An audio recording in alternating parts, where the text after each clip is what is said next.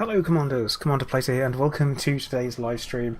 I hope everyone's doing very well today, and you enjoyed the dev diary, which is actually pretty cool, I would say. Definitely a interesting little bit of a video that we got to see. Overall, I think I'm pretty happy with the way that it looked. I would say that it's got some interesting stuff in there, but we'll definitely have a chat about it. I noticed some stuff. You guys probably noticed some stuff. There'll be a difference between what we noticed, so I guess we will have a chat about it all. Now, because I'm a mug, I loaded my chat app a little bit late, so I don't have everyone there to say hello to you all, but I'll say hello to everyone who I've got. So, Commander N7 Ragu, hello. Gypsy, hello. Markstar Killer, Pantol, Leah Brawl, Tokuso, Kudakov, Vortex, Alex, Hunter, keep going. Abshrapnel, Chickers, J26, Pro Rock. How are we all doing? All right. Now, hopefully, I will be joining. Might be joining, he says. Down to Astronomy. He's streaming at the moment, and I just say to him that we could have a bit of a chat. Also, let me know if the mic issues are doing all right compared to yesterday. So hopefully they're all sorted. Right now, in game, I'm going to carry on working on all the stuff that I was working on before, which was we're actually doing a spot of engineering, weren't we?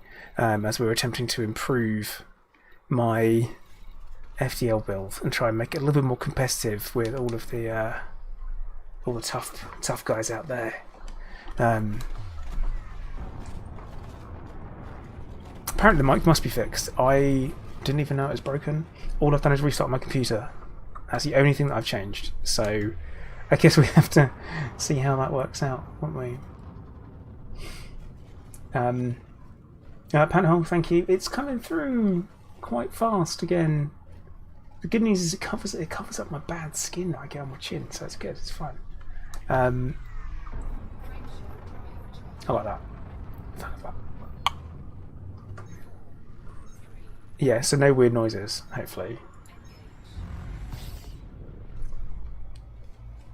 And also realise how quiet the game must be as well. Is the game super quiet for you guys as well, or is that just me? Oh look. Think. Sorted. There we go. But yeah, so we're engineering the FDL to make it more competitive with the let's say the bigger boys at all that kind of stuff. So we'll see how we get on with that. I've got a couple of bits to do. It won't take too long, to be honest, and then we'll have a test it, I think. Hunter, you're asking, do I hope to have a throne room in the Tyranny? I do. Place of Tyranny should have a throne room, and it should be ridiculously lavish, and more importantly, it needs to have a pit in it that just jettisons people out into space. Nothing fancy, no sharks with laser beams. Literally, I just press a button and people go and they're out in space. That's it, they're gone. And yeah, Tom, all in gold. I'm imagining it, if you ever saw the Dune movie from the 70s, very much like that. All the gold, like the Padishah Emperor's palace, a lot of gold, more than you think is reasonable. That's what I'd want to go for. And yes, Hunter, it does need purple drapes trimmed with fur.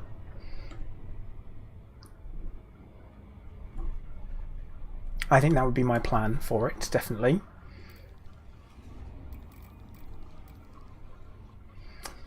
Or, well, I would hope that's what I would go for. Yeah, I think we would. I think that would look really smart. Panel, you want drapes made out of Thargoid scales. Do Thargoids have scales? Or do they just have chitinous armour? That's what I'm thinking. Like, which one is it?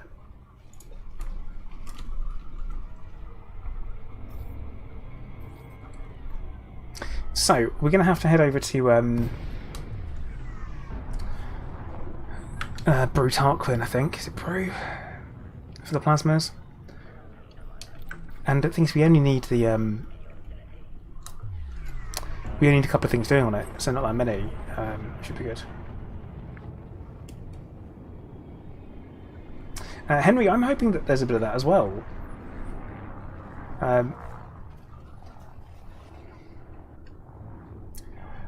No, I really hope so. That's again something I really hope for. I really do hope that we have Thargoids on foot, because just shooting people, I feel like, would be a step backwards. If we just shoot people, it'd be a step backwards from in the main game, or in space. Then it would be... like, in space you can shoot Thargoids and people.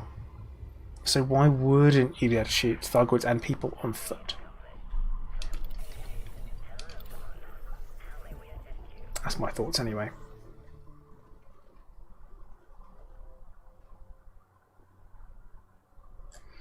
Right.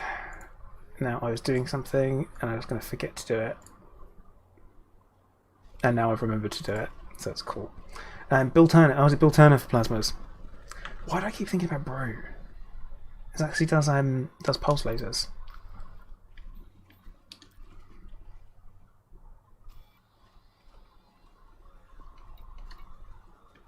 Panhole, I don't know either, unless you're talking about literally picking up rubies the size of a tangerine or something similar. Oh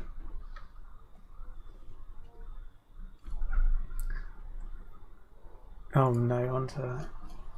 oh god, it's Flanders with purple drapes. Not doing that. Not looking at that, not doing it. But yeah, I feel like there has to be... also has to be gameplay there, and I imagine mining will be one, but also there's talk about salvaging, which is new. The ability to actually salvage something beyond just picking up cargo in space. Hey Ray, how you doing? Welcome to the stream. Engineering, that's what we're going into. Yeah, Bill Turner, Alioth, that's fine. Now, do we fly there?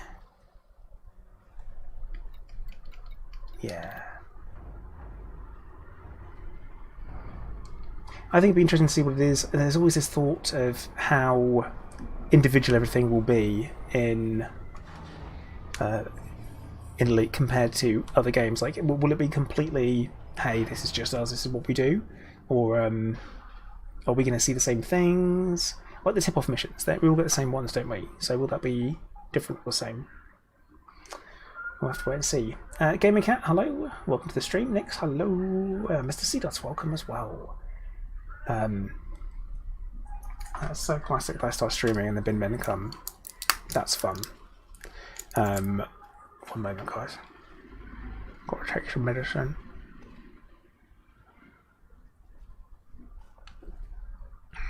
Right. So, we're going to go to the shipyard. CJ, you saying, yeah, FDev, take my money. I'm waiting for a price. I'm waiting for pre-order. I'm in. Right. Okay. So we're going to need the plasma accelerators off of this. All of them.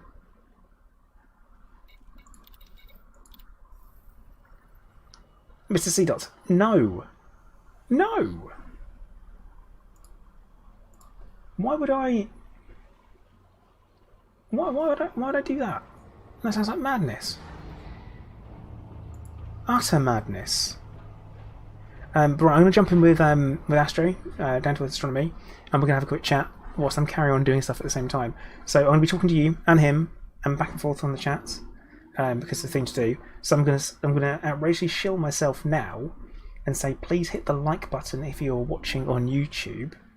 It really helps me out, and I'd appreciate it a lot. I'll wait for the bin men to go, I think, before we do that. No, Vortex, I'm just not doing it. I'm just not doing that. Like, I can't bring myself to do it. Like, it doesn't sound like fun. Hang on, how are we storing... Weirdness. Alright, let's have a quick look, see if we've got anything kicking around in here that's crap that we can get rid of. Because we always have some...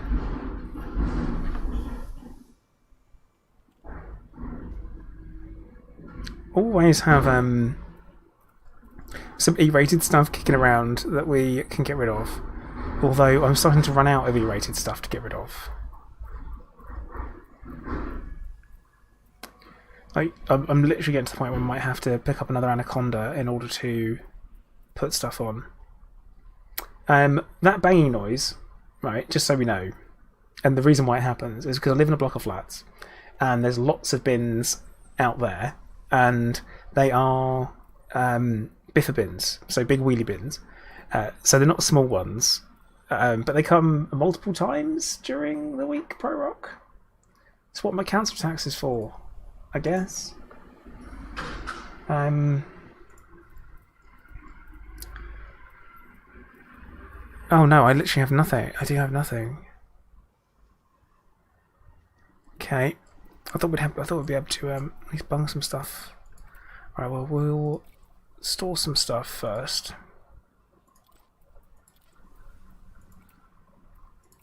Jump back into the Duber set and go for it.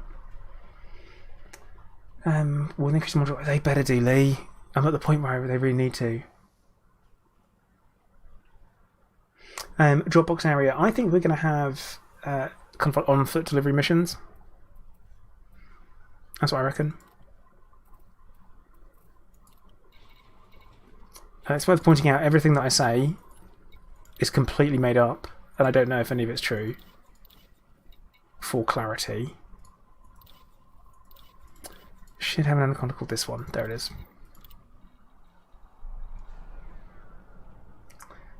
Yeah, C-Dots, you're not wrong. You are not wrong. Right. Because the bin people have gone, I'm going to jump in with Astro.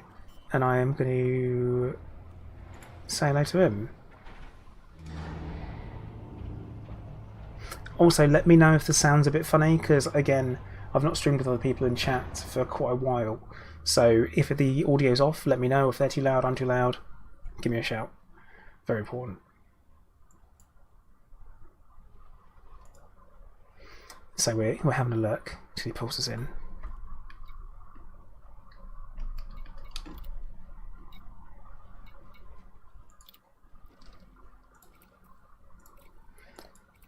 Right.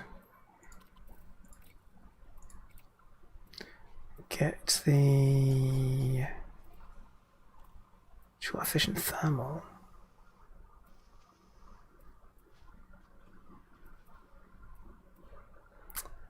Smart man would take, I reckon, this one. Hello, Plato. Hello, how you doing? Doing good. Currently, hold on, just make sure. Yes, I'm currently playing the video that I've just finished rendering. People really want to see it, so just playing on screen right now. That is fair. I think I need to adjust your volume a touch. Yeah. So, one moment. Yeah.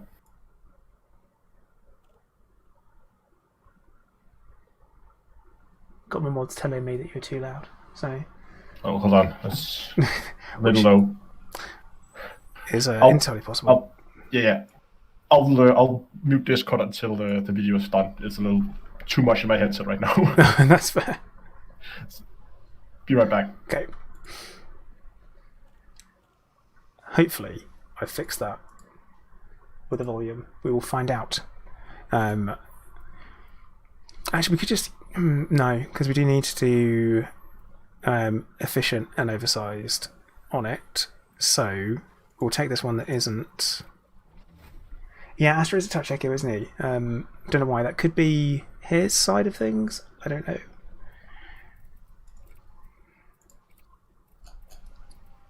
Plasma accelerator. Got to clean the module, and then we will transfer it to the ship. Van, hello, how you doing?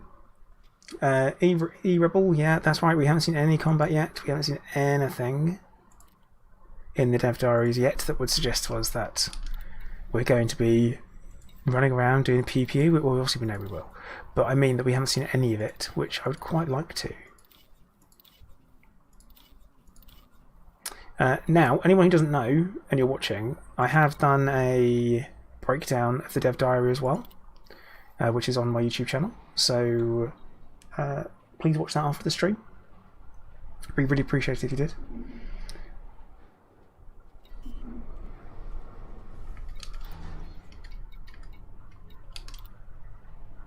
Oh, Van, yeah, that doesn't do that. It doesn't do that. I should add that as a command, and I haven't yet.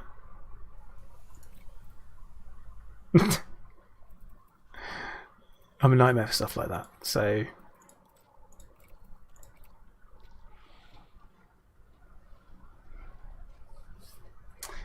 thank you, Ray. I try. It was a bit of crunch to get it done as well, because YouTube does this thing now where they hold all of your videos for review, for monetization, and if you put live before that happens, then you don't get any ads on your video, which is great for viewers, but also great for creators.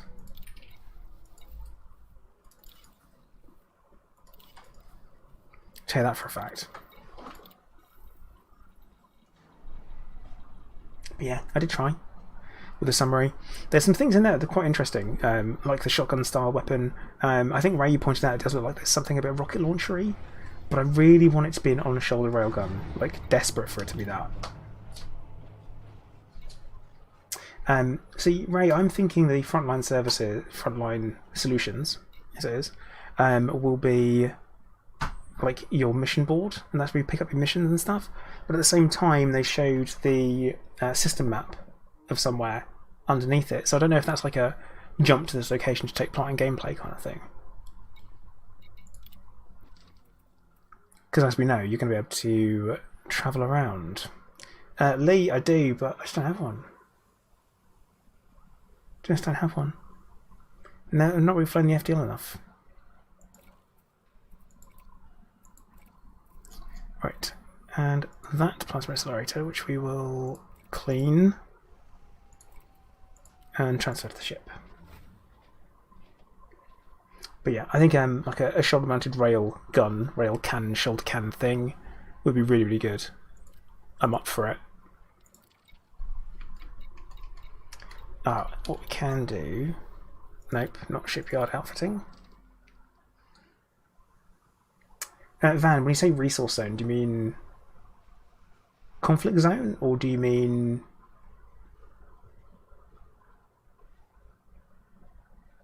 what? Like, what do you mean? Barry, well, the dev diary is only 15 minutes, or sorry, 5 minutes. I've also done a breakdown on my channel as well, which you're welcome to watch. Then come back. I'm going to be here for at least 2 hours, so why not? Oh, we got a booster on there. Classic. Okay, let us get out of here.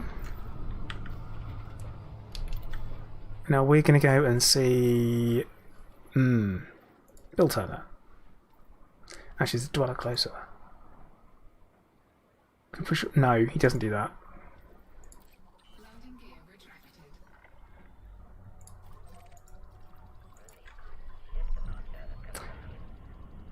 Here's a thought. Do I have a fuel scoop on this? Yes, we do. Cool. We're good to go. Frontline is free fleet treatment. You're right. But yes, the shotgun, I like the idea of it. You know, I keep it handy, keep it close for close encounters. Yeah. I definitely want to see what that's about. What that's going to be like.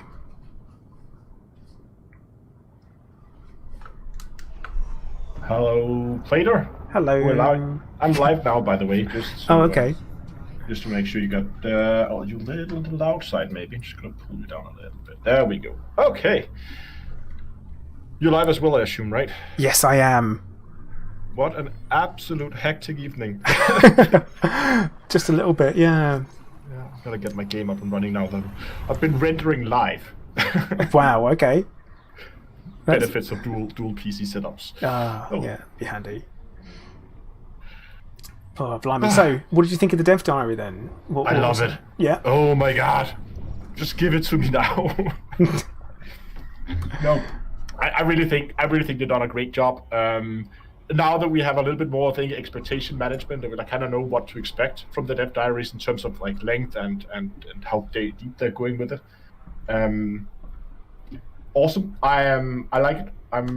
Oops, get the right screen here. Really, really positive, and I'm a little. I think I'm surprised about this. The station interior seems to be a little smaller than I first anticipated. But okay, fair enough. I can live with it. I mean, I don't know how much gameplay is going to be there. Yeah. I think it's going to be a bit like the stations we have now. I mean, there's not that much gameplay just sitting docked. The main part of the gameplay is going to be get outside on a planet, on anywhere else. Yeah. Yeah, I think I agree on that one. One thing that I kind of just had a quick thought about was the if you notice where kind of the lounge was, or where the lounge looked to be, it looked to be it was like right by landing pads. So it's in between them.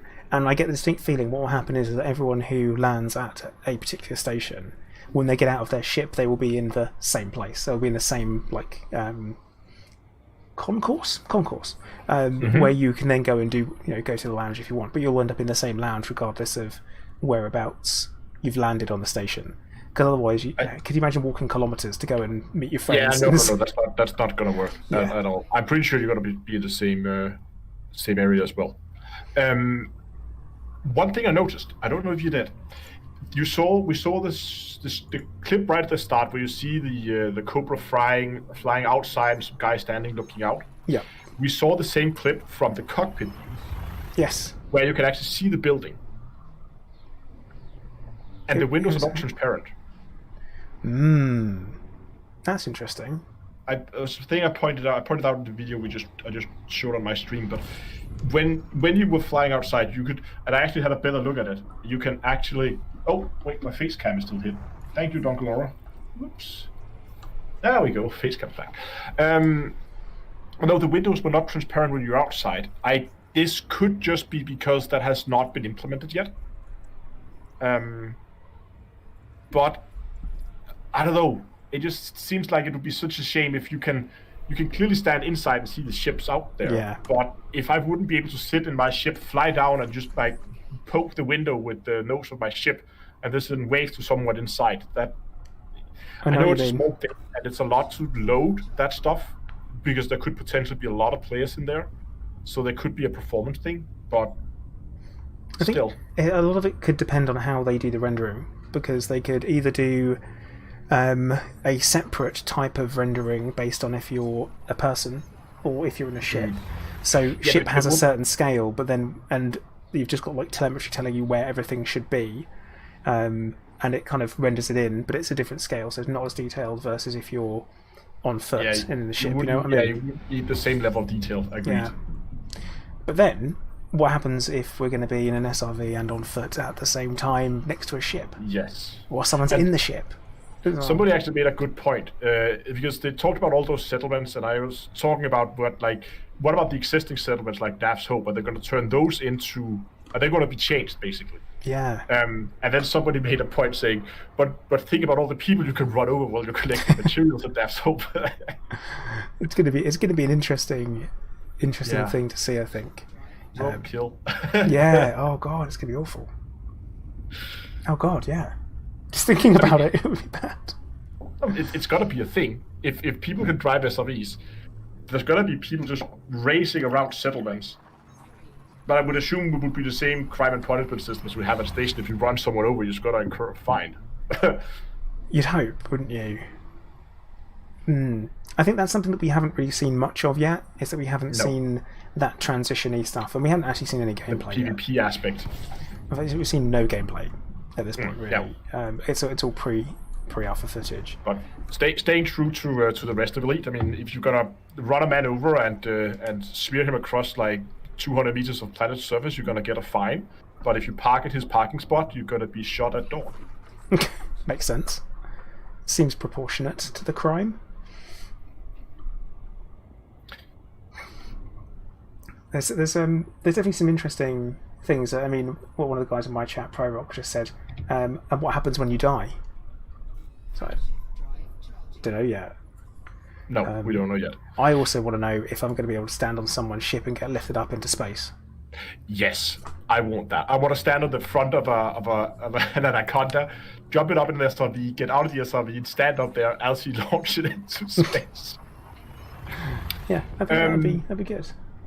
What's your take on the genomics? How do you pronounce that? Like cybernetics? Genomic. See, genomics means to me, I'm thinking genome, and I'm thinking the kind of xenobiology side of things. That's the place where you go and pick up your xenobiology tool, or you can. That's where you hand your data in, or you pick up a mission to. Oh, I need 6 samples of this particular type of cacti. Yeah, okay. That kind of thing. Yeah. So the plant samples, of course. Okay, because I thought we got to be talking cybernetics here, like character upgrades. But no, that makes more sense. That's the only thing I looked at. Went, it's got to be that. It has to be that kind of thing. It's just because of the word.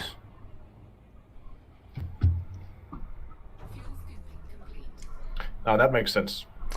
What did you think about the frontline solutions? What did you think that would be? So I was really confused at first what it was. Somebody pointed out in the in chat while we were watching the video that they do have the big, which I for some reason missed, but they have this like in big letters "Join the fight" on that banner behind them. So my guess is some kind of mercenary work. That was my thoughts. Because they also said that you're going to be able to pick up missions from the mission board, and they show this like check-in terminal that we will have at an airport, and from mission givers. So it could be like some kind of missionary work. I think maybe, perhaps. I'm thinking it could be that. And what I was thinking is another thing that was really obvious and a really big thing that I forgot to mention in my video completely was that there was a system map there. And I was thinking, wait, the front line, going to the front line is typically where you go and you fight on foot. Wouldn't it make sense if that's somewhere where you went to sign up and they took you there? Because we know we're getting the Apex transport. It would be like, why didn't I say that in my video? Like, that's a really sensible thing to think about. But no, I didn't do that.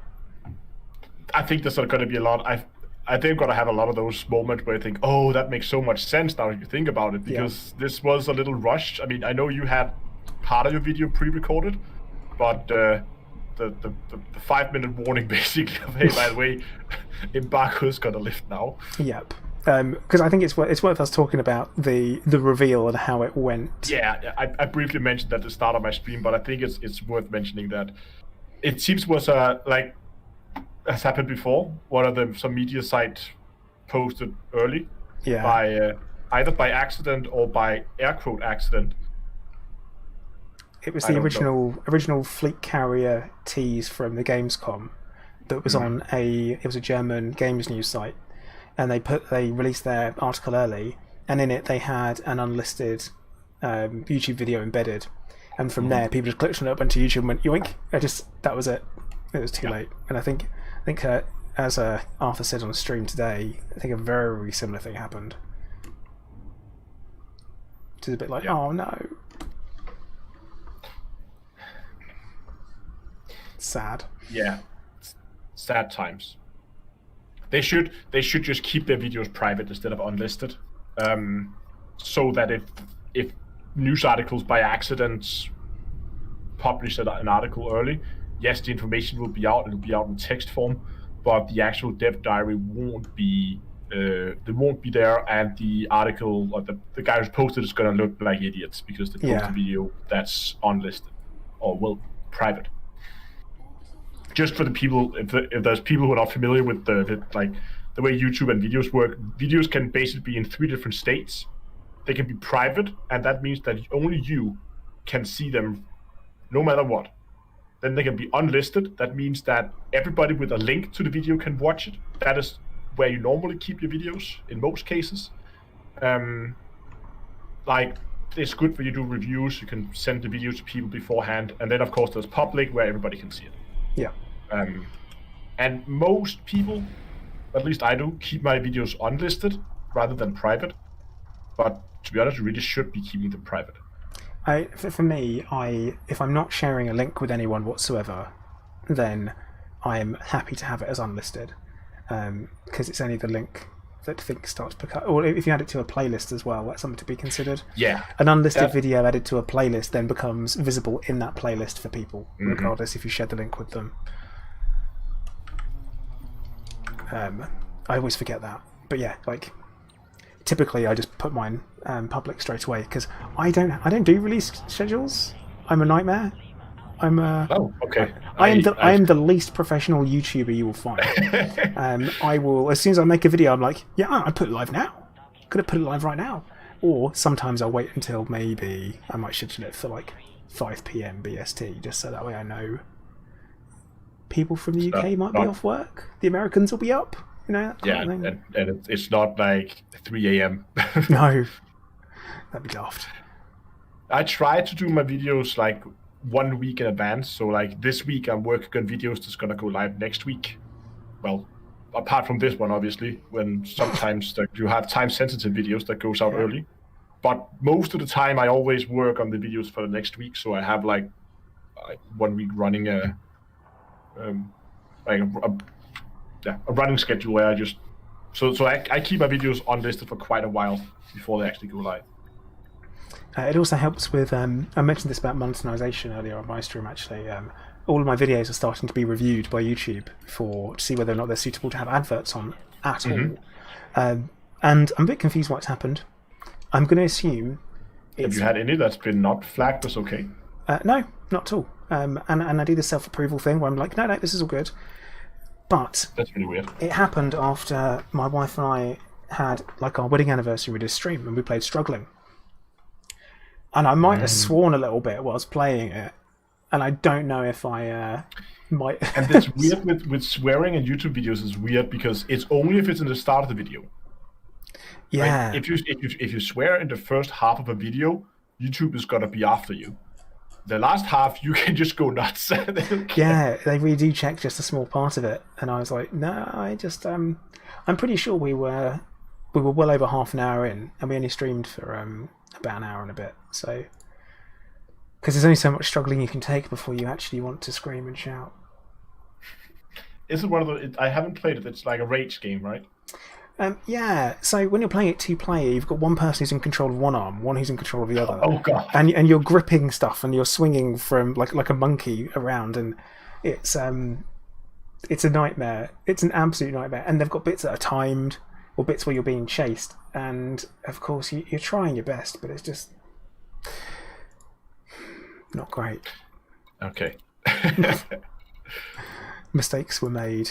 It was a nightmare. Mistakes were made, yeah.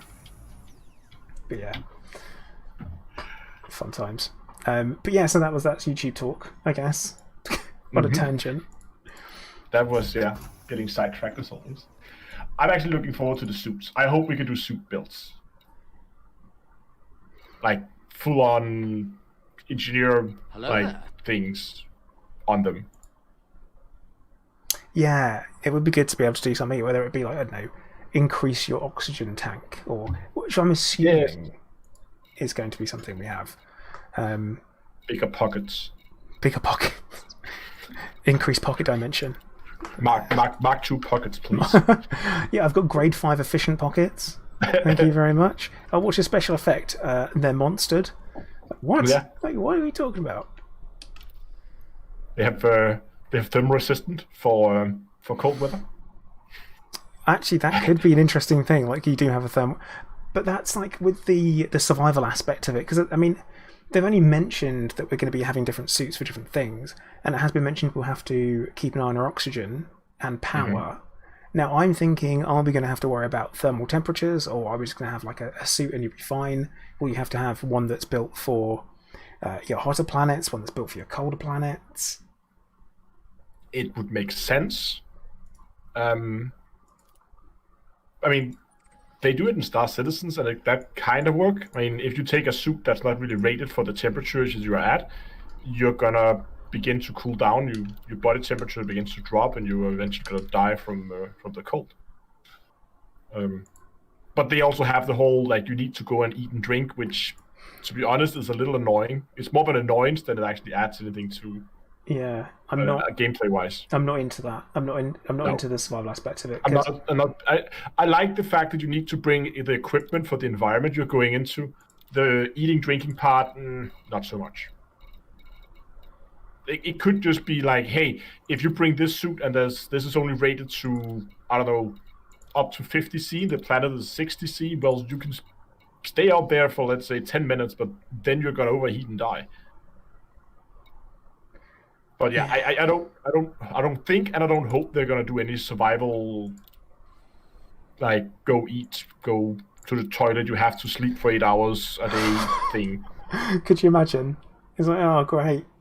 It's like going to jail, except you have to, which also Star Citizen has. Yes. There are some things I'm not interested in Elite, and survival mechanics is one of them. I have no interest in it whatsoever. Do not want, is what I've got to say on that one. I'm not interested. But again, for the same reason, you would have to then also add that to the main game, because if you're out, I mean, it wouldn't make sense that survival mechanics is only when you're on foot. But if you're in your spaceship, you could just stay there forever. Yeah, especially you're not burning as many calories when you're sat down. No, but it's pretty weak. Spend 3 months in space, you're still gonna be. Yeah.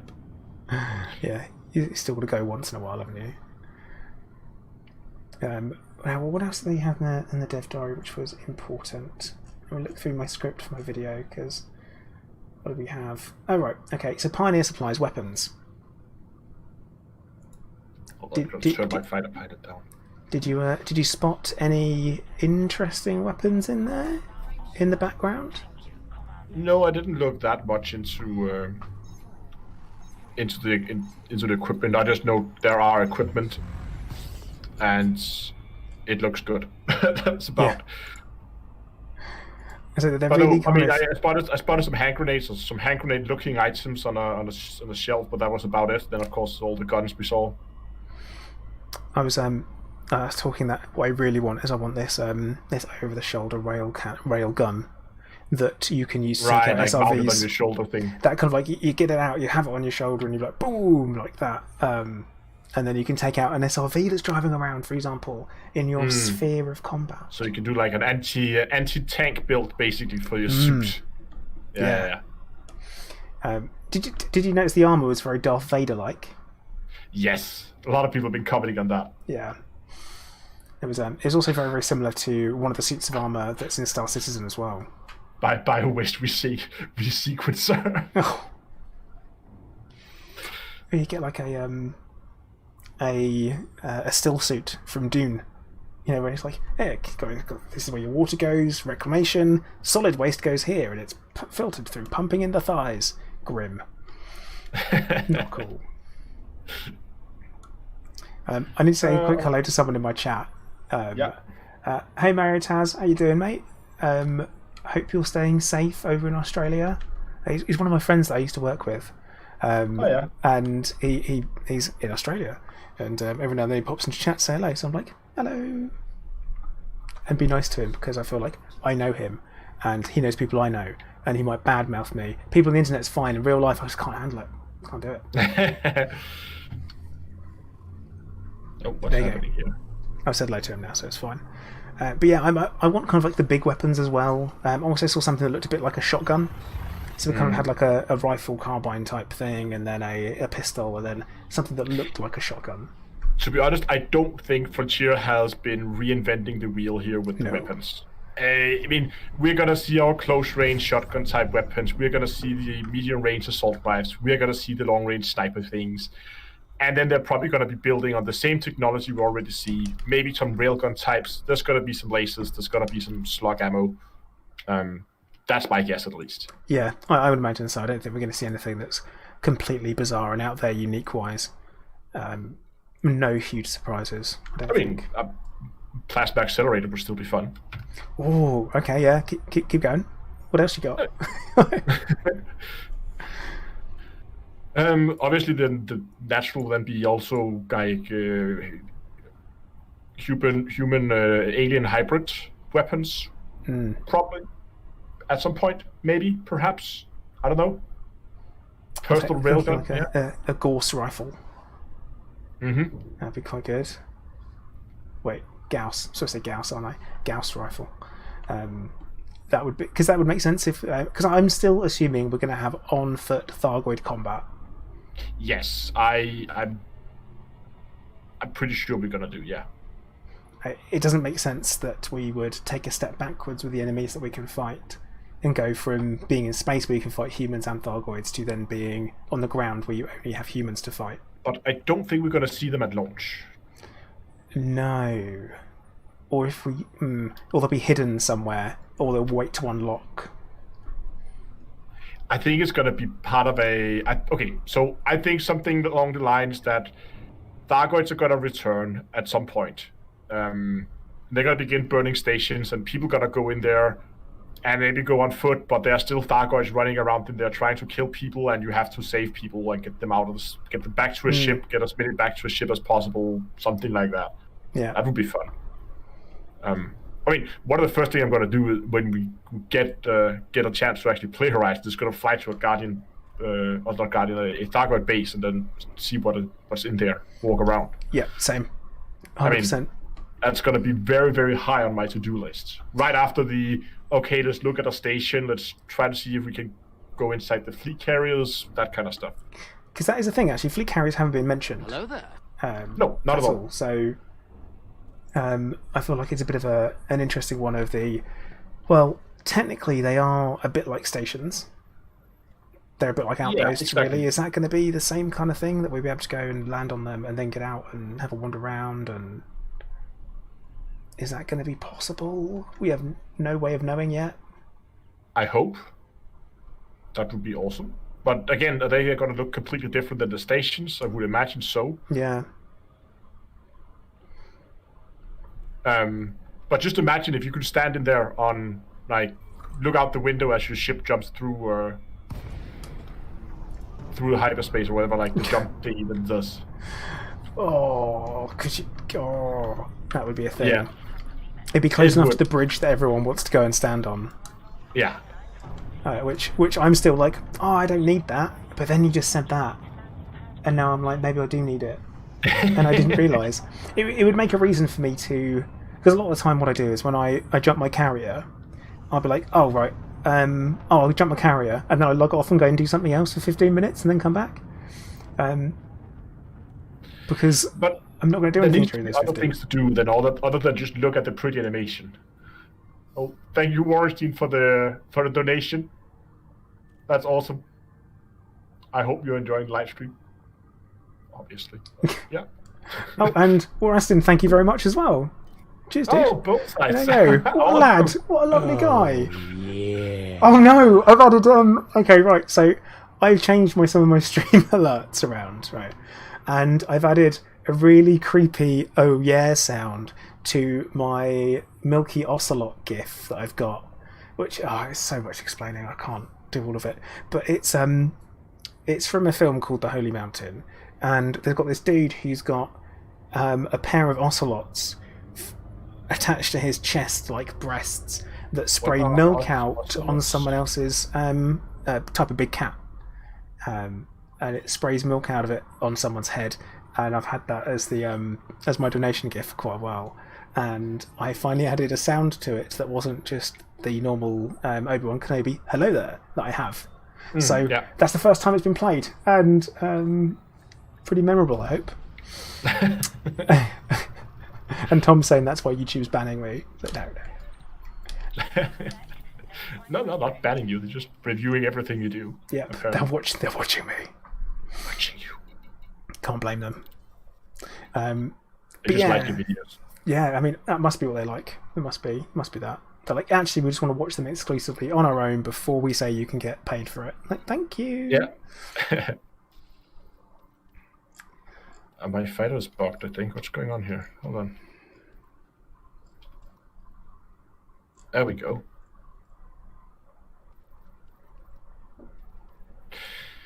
No, I'm quite. I'm looking forward to it. I think it's going to be awesome.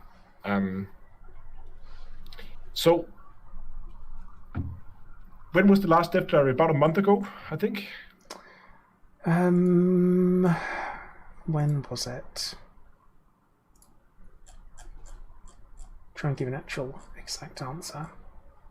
I think it was. I'm just guessing when we're going to see the next one, because I think that's going to be potentially around the same time as we have the whole like Horizon merging in with normal Elite. Middle of August is what someone in my chat says. Okay, so about a month and a. So it's around about a month, I guess. 5-6 weeks. Yeah. How do you feel about the merging? I think was bound to happen, and I think like that's the most natural thing to do at this point, because look at this from a new player's perspective, right? They obviously Frontier's expecting a lot of new players to join when when Odyssey comes out. So you come here as a new player, you buy the base game. Now, it doesn't make any sense to have Odyssey without Horizons because, well, no planetary landing. Yeah.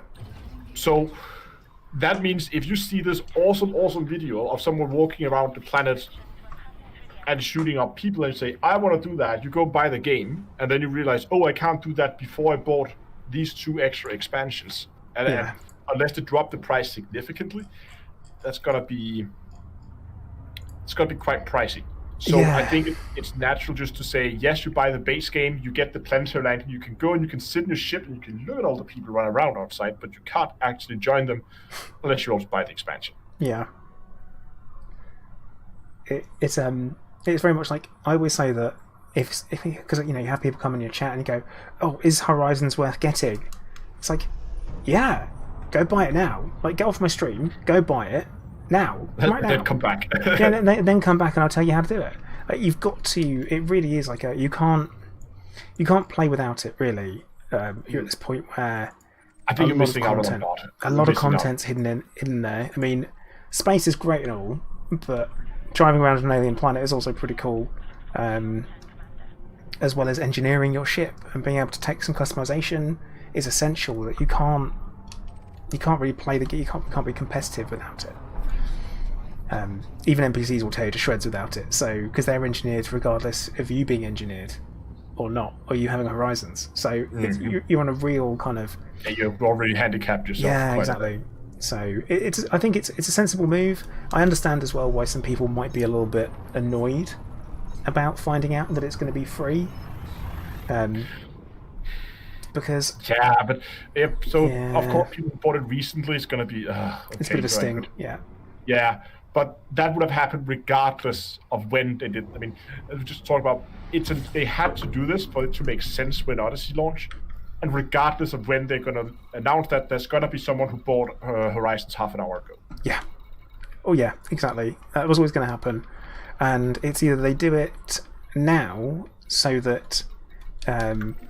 Because otherwise, if they realise they need to do it after, then it would be the case of, oh, well, we've done it after now, and everyone's already bought it. It's no good.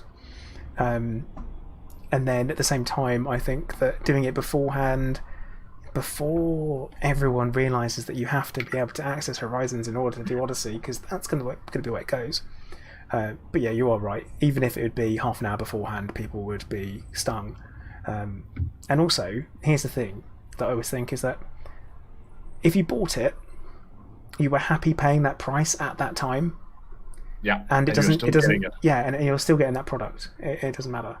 And also, I mean, I bought it before it released, and sure. I was like, because I knew I had to have it. I had to have it, and I paid full price for it.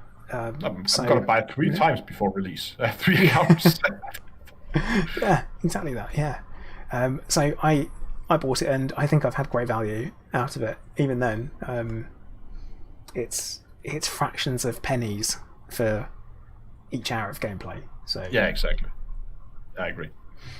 But yeah, I know some people will moan. Of course, you can't. Yeah, Always will be. Everyone's entitled to do that if they like. And I actually like also the fact. I mean, they could just have gone and say, "Hey, we are going to make it free after this date." But I actually like what they've said. They kind of still put a little bit of incentive into people might still actually want to consider buying it because of the paint jobs. If they want like this new Asia paint job for all their ships. I don't know how much it is right now. £20 for the or $19.99. Probably pretty similar euro-wise, I imagine. Okay, that's maybe a little much unless you have a lot of ships and you really like that paint job. But yeah, gotta really like that paint job.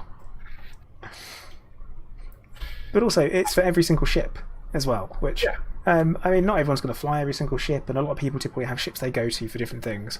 But even then, you'll have some more options. And to me, I'm like, it's not a consolation prize. It's just something for free. Yeah, and if you are the type of guy who wants to color match your whole fleet, there's this, pretty much the cheapest way you can do it would be to go for that Asia paint job. I know some people like that color matching. Like it's like their thing to fly a specific color.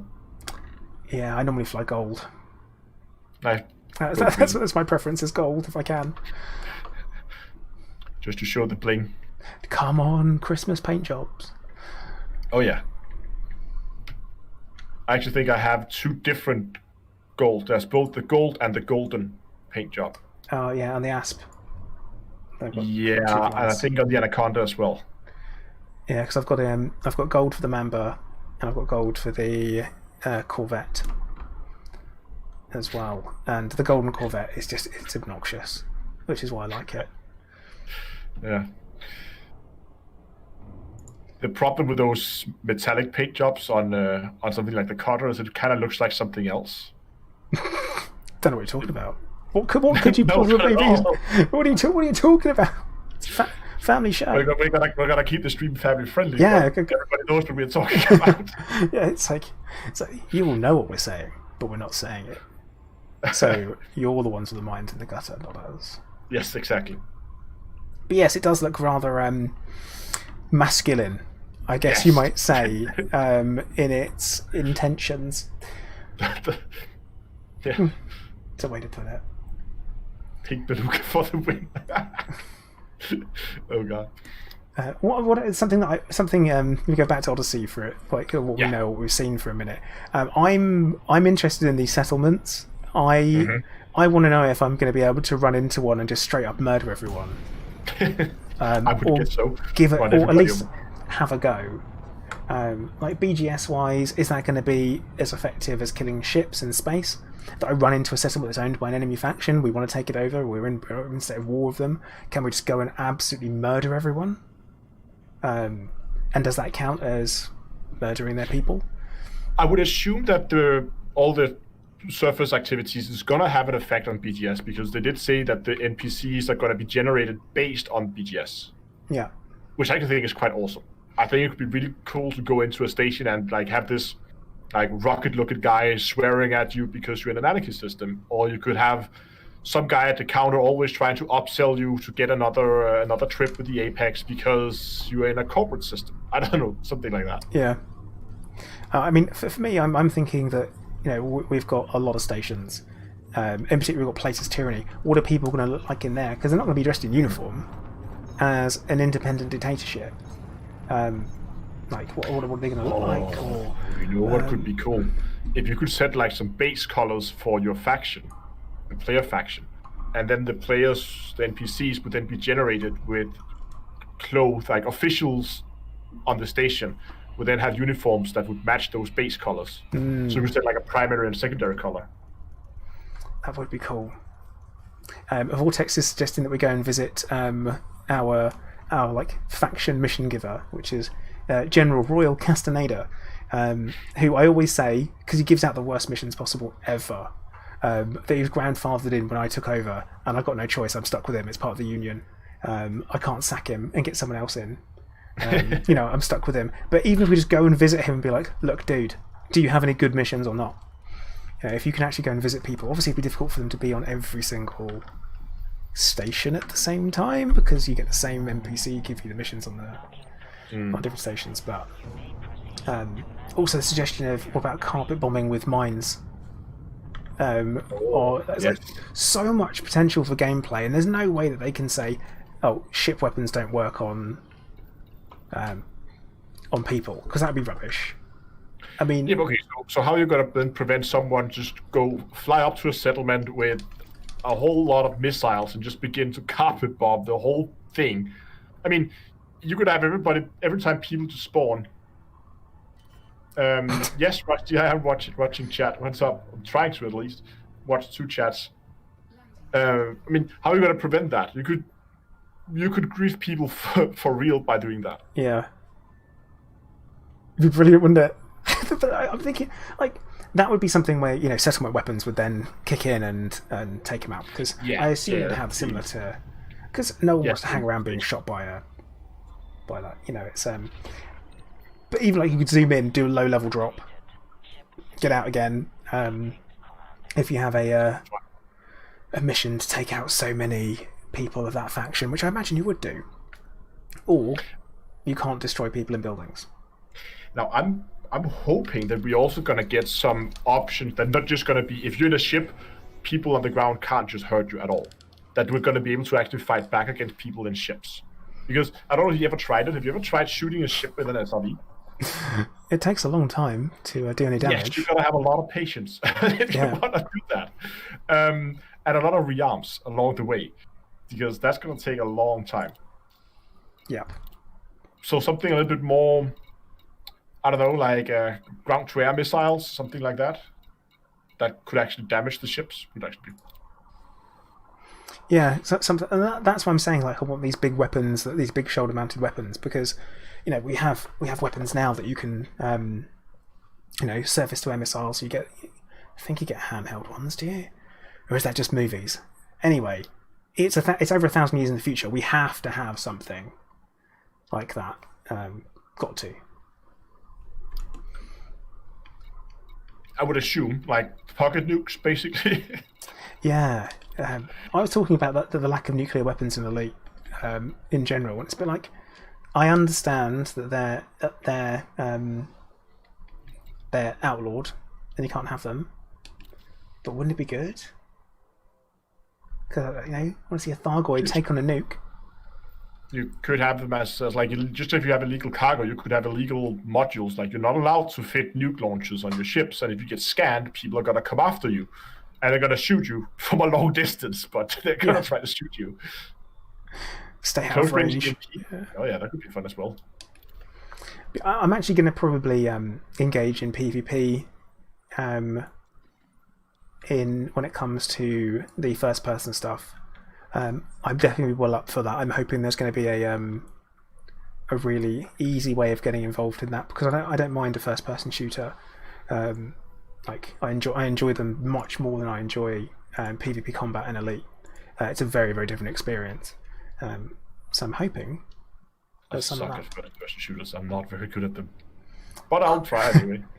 Well, just let me know where you are when the game goes live, and I'll come and find you and shoot you in the back. And what part of it's in while we're at it. And carpet bomb the state, yeah. Black hole cannons. Why not have all the stuff? Oh, come on. There's 2 weapons. There we go.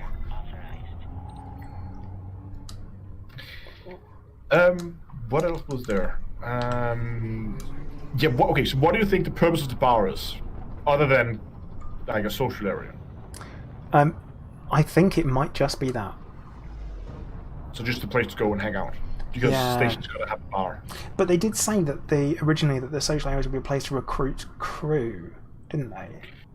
Yeah, I was actually thinking that it was going to be some kind of like a... Rusty, I do read chat. What are you up about? What do you want? There's people saying I'm not reading chat. I've already replied once. Now, wondering what like if it's going to be like a social hub where you go and you meet up with other people. I was considering at some point whether they were going to make like the main part of the station, like the shops, that basically make that like a solo experience, and then only have the social areas being multiplayer. A little bit like I don't know if you've been playing Monster Hunter, but they do something similar there, where the main area of the city you're always flying solo or running solo, then there's a social area where you can see other players. But I don't think, if you look at the layout, the way it's designed, it's very open. There's not like a door you go through. It's just basically like a whole wall is missing out to the main part of the station. So I don't think they're going to do that. No, I'm not sure they will. I think, well, at least I hope Frontier are looking at kind of bringing the player base together in places where there's no threat. So you will kind of like you come together in the lounge, and you can't punch people, you can't shoot people, you can't you disarm there, versus be able to kind of like grief people, or it'd be a bit because I think there's a really good opportunity here to kind of pull people in and have players interact with each other more.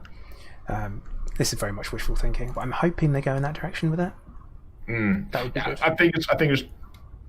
I just assumed at least that the stations is gonna be a non-combat area. Yeah.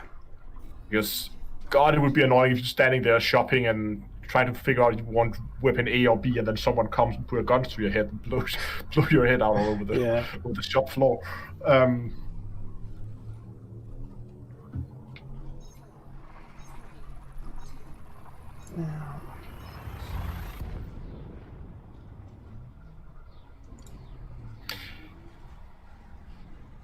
Yeah, but I actually think it was. I'm very positive. We actually ran a straw poll earlier. Where is it? Where's the straw poll? There it is. Where we're basically asking how people what people thought about the Dev Diary, and 70% say they were very excited, and 9% awesome, and we had 16% saying where's the dog to pet.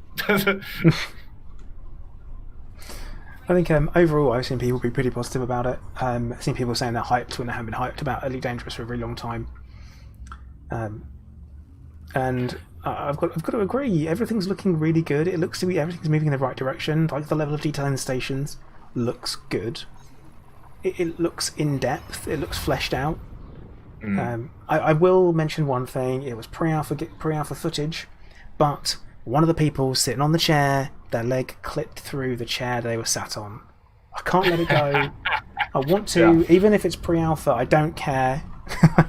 But no, you kind of see that. It's like, yeah, I mean, it needs some polish, but in fact, they're sitting down, and it looked like there were two NPCs having a chat, as opposed to just walking around, not bumping into each other, and you'd hope that at least we're at the point now where you've got a decent level of interaction, because you've had games like Oblivion and Skyrim where the guards walk around and chat to people, or the NPCs just talk to each other. We should really have something that's working on that and progressing further. Yeah, to give the environment a little bit of life and make it feel less static, that it's not just the stations just existing there waiting for you to show up, do something. Yeah, for sure. Oh, hold on. I get this guy. There we go. You're doing a bit of bounty hunting, are you, or conflict zones? Yeah, so what I decided to do is I hired an NPC crew member, and I'm now training him up from harmless to elite. Or hopefully going to be elite one day. You know he's going to pick your pocket every opportunity he gets, right? Yes, I know. And the reason why I decided was, now that they actually have escape pods installed for the crew members, I figured it was about time I got an NPC crew member, because I never really used my fighter hanger much. And with 11 million in the bank, I figured I can afford it. Tom Cook in chat just said, he's like, I hope someone's going to say, I'm going to boil you up. Maybe a chef. That would be ridiculous, because, you go to the bar and you're like, oh, look, this is where you can buy some noodles. Because, well, I don't know, you can do that. It's like, yeah, you don't pay, I'm going to boil you up. It's like, okay. Might be a thing. Yeah, maybe. Okay, Rust is saying he has some issues with some people getting the stream keys. I normally swap stream keys after. That's part of the new YouTube thing. To swap stream keys after each stream. And as soon as the stream is over, then then the stream key is no longer valid. So it should be safe. Well, as in people have been having his stream key. Yes, and if you get the stream key, then obviously you can then stream directly to and basically I don't know what YouTube does if you suddenly have two people streaming to the same stream key at the same time. Yeah, I didn't even think that was a possible thing to do. But like, how someone would be able to get your stream key as well? If you gave me your stream key, I would be able to plug it into OBS, and then I would now be Plater. Actually, technically you wouldn't, because I use because I use Restream. Yes, yeah, okay. There's I mean that's the only thing. I would still be able to. All you then do is just have the live stream go to you to Restream, that then sends it to whatever stream key you're using on YouTube. But if you went and pulled that out, it would make a new. I could then go and take that over, basically. Yeah. Oh, well, I'm being botted on Twitch. Hang on. Oh. Yeah, one's got it. But no, never had any issues with that, and seems like I'm the only one. At least I hope Dongrow will post or ping me if somebody if something weird happens like that. Yeah, I've had a couple of weird moments where I'm using Restream, I haven't selected the right stream, and then I'm streaming in two places at the same time when I go and change it, and it's like, okay, no one ask any questions about it. It's not intentional. Did you manage to get up? I assume you did since you're live. Yeah. Did you manage to get up and running with the new live streaming dashboard? Yeah, I did. I don't like it though. Yeah, you'll get used to it. There's some neat features in it compared to the old one, but it does take some getting used to. The thing is that I dislike change. Yeah. It's like, I don't like change. Oh. But things do change. Although I did have a stream that got flat out just deleted randomly by YouTube. Oh, great! Even though I had the DVR and stuff enabled, so you keep local copies. No, don't do that. No, me neither. Oh. I've almost filled up 10 terabytes worth of hard drive, so I can't keep hold of everything. I'm at the point where I'm going to have to start ditching old footage. Do you keep just use external drives, or do you have a? No, it's all internal. Oh, so you just have a case just full of hard drives? I think I've got a little bit more space in it because I've got a Master Case 5, Master Case Pro 5. So there's a lot of space for hard drives in there. I think I've got enough space for another, probably actually another 4 mechanical, and a couple of solid state if I wanted to. Yeah, I set up a NAS. It's easier to manage, I think. I've run out of space in my flat, to be honest. At that point, we're full of desks and computers because my wife streams now. Right. Yeah, she does the arts and crafts streams, right? Yeah, she does arts and crafts, and also she does Sims 4. She's doing a lot of that at the moment, and it's been her upgrading what she does and improving her stream alerts prompted me to go and do mine. I was like, well, I've got to do mine now. That's it. I've got to go and do mine. And that's where we came up with the Milky Ocelot saying, "Oh yeah," which seems like a mistake now. I have an NPC here that has the middle name Shifty. I wonder if he's wanted. Yeah, it's like, what ship's he flying? What is your guess for the next Dev Diary? Now we had exploration, and we had they called this one choices. I don't even know how what label I would put on this. Station interiors. Station interiors, yeah. That's the only thing that I could really call it, I think. But what do you think? What I think the next one's going to be?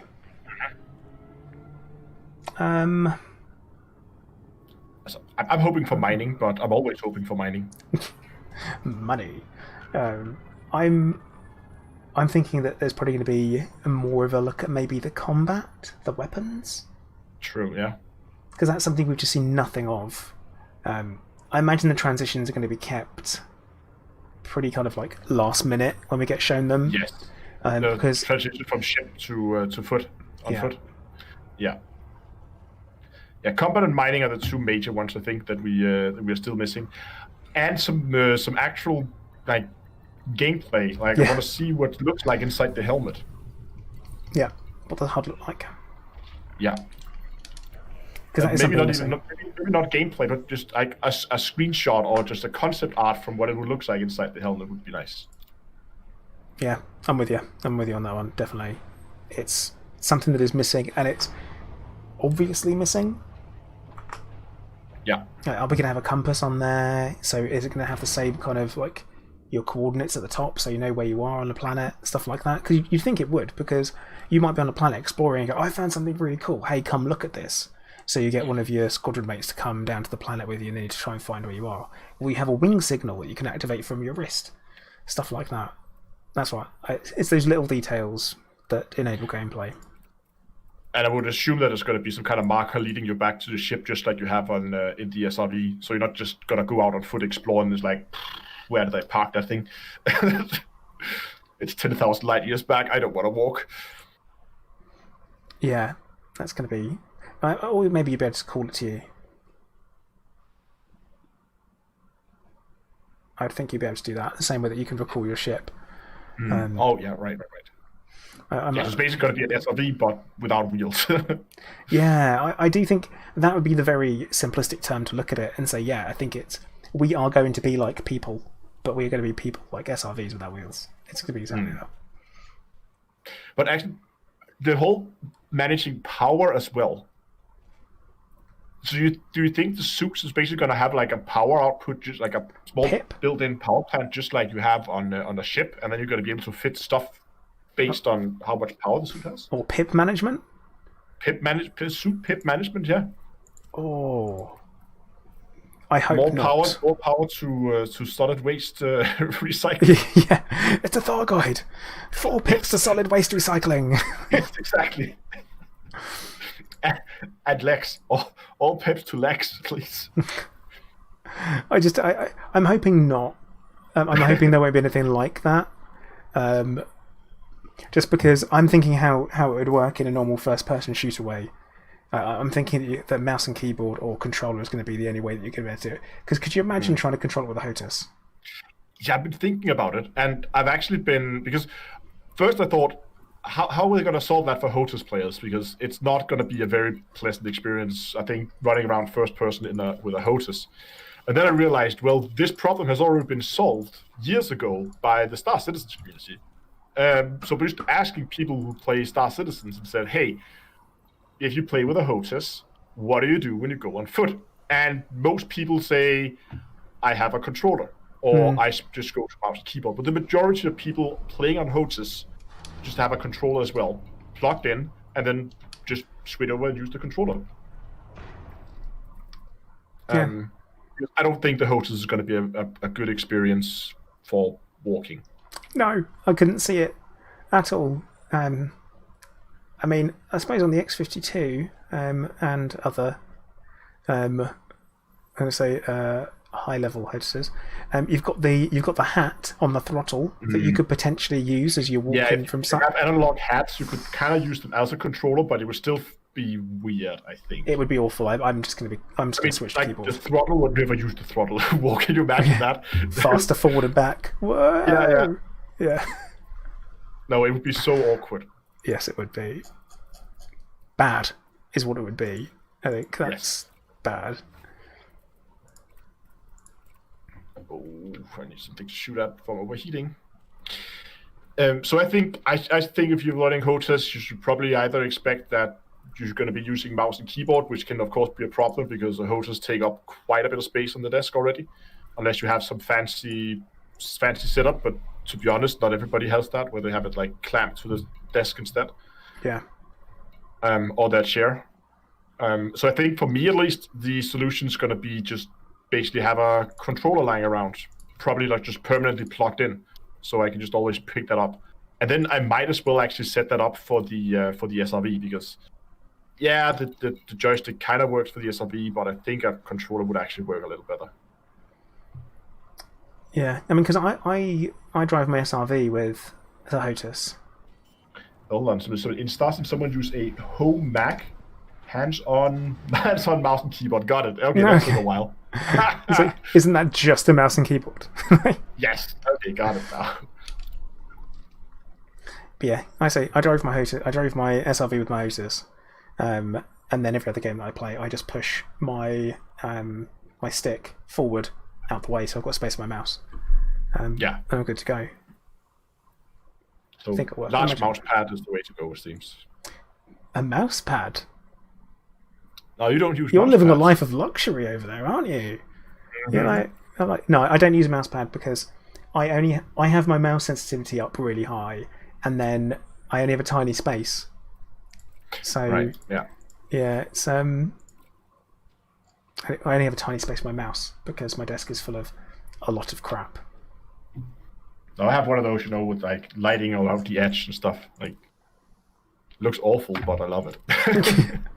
I need people like that. That's. I think if you like your RGB, you like your RGB. I'm not going to fault someone for it. Apart from Hunter, I don't know if he's watching my chat, but dude, I'm shaming you for your RGB. You spent too much money on it when you built your computer. You're not getting away with it.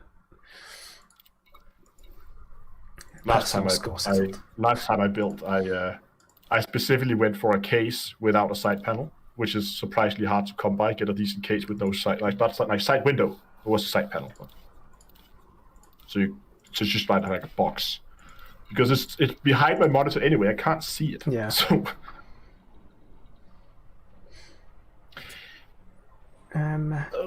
No sign of space EVA. Yeah, there is no sign of it. That's right. Thank you for the donation, Kirstner. Hope you're doing well. I have a Kirstner. He likes to do poems or like small rhymes whenever he do donations.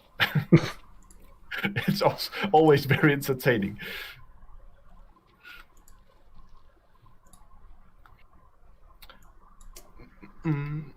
Now, see, I've been doing a spot of engineering whilst we've been chatting, because I am working on a PvP third lance. Oh, everybody's doing PvP at the moment. It seems. It didn't do very well. I didn't do very well, should I say? The ship was fine. I was not very good. And I thought I had engineered something, and I haven't. And now I'm like, you total mug. What have you done?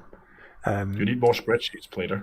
I don't need spreadsheets. No. Yes, no. You don't need spreadsheets. I have a spreadsheet for Satisfactory, and that's fine, because I've been playing Satisfactory again, and I've been quietly building a factory with 12 train lines of every single resource all coming into one spot. And I'm going to build a giant tower factory that makes everything there. And that's the only spreadsheet I need. For Elite, I have ED Engineer and Coriolis, which, if you don't look at, isn't very useful. True. Because I like my spreadsheets. Every game needs spreadsheets. Oh, I was supposed to engineer something with Target Lock Breaker, and I just didn't. Efficient Grind 5 Target Lock Breaker, and I just didn't do it. So now I'm going to have to go all the way back to the engineer. Dr. Rowan said that we should do a Satisfactory stream and see who has the biggest factory. I think I showed you the factory that we built. Yeah. I built. Have you continued to work on that one? No, we actually went over to Factorio after that released went out of early access, and been playing that lately. So we haven't really continued on that a lot. Well, you need to up your game, because every good factory needs a good foreman. I say the factory I'm working on, it's like I had to put in 312 smelters just for iron. And then I have to put 312 in just for copper as well.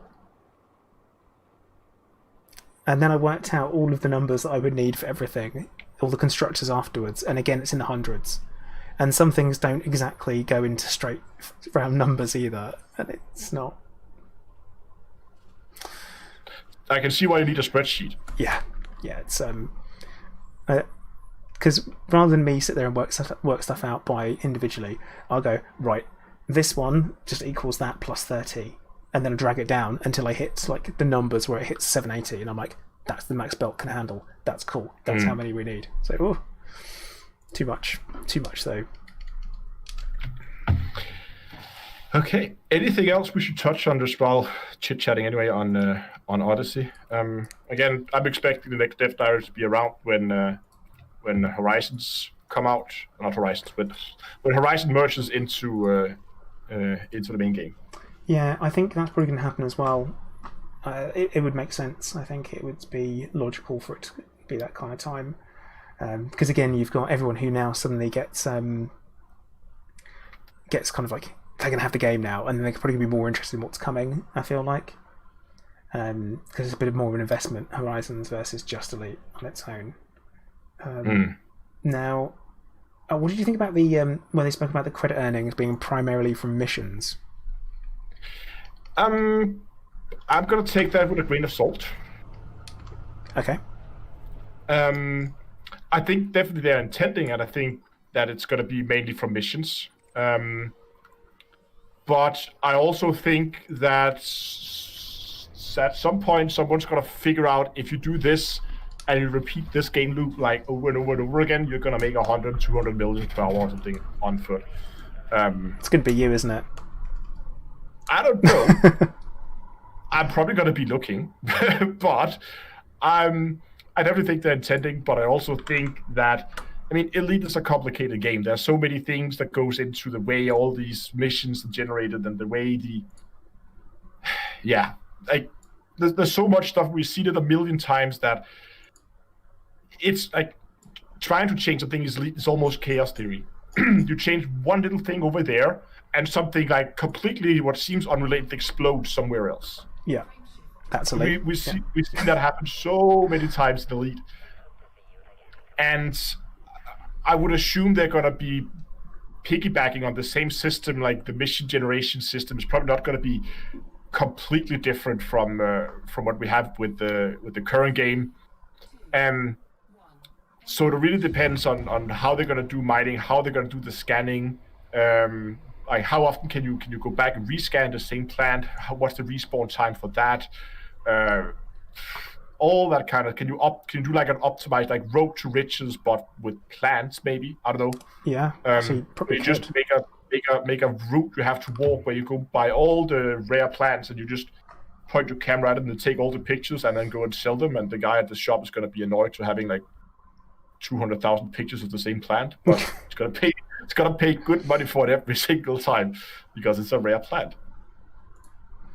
I'm wondering that. I'm wondering whether or not there'll be like a Road to Riches style thing using Apex, because the way that they've kind of pitched the moving around from place to place, is that going to be? What's your thought on the game mechanics around Apex? Because so let's say I'm on foot, I'm on a station, I want to go to another system. They say within jump range, but within jump range of what? Yeah, that's what I said. I was like, well, is it in jump range of my Sidewinder that does 10, my Anaconda that does 70, or my Fleet Carrier that does 500?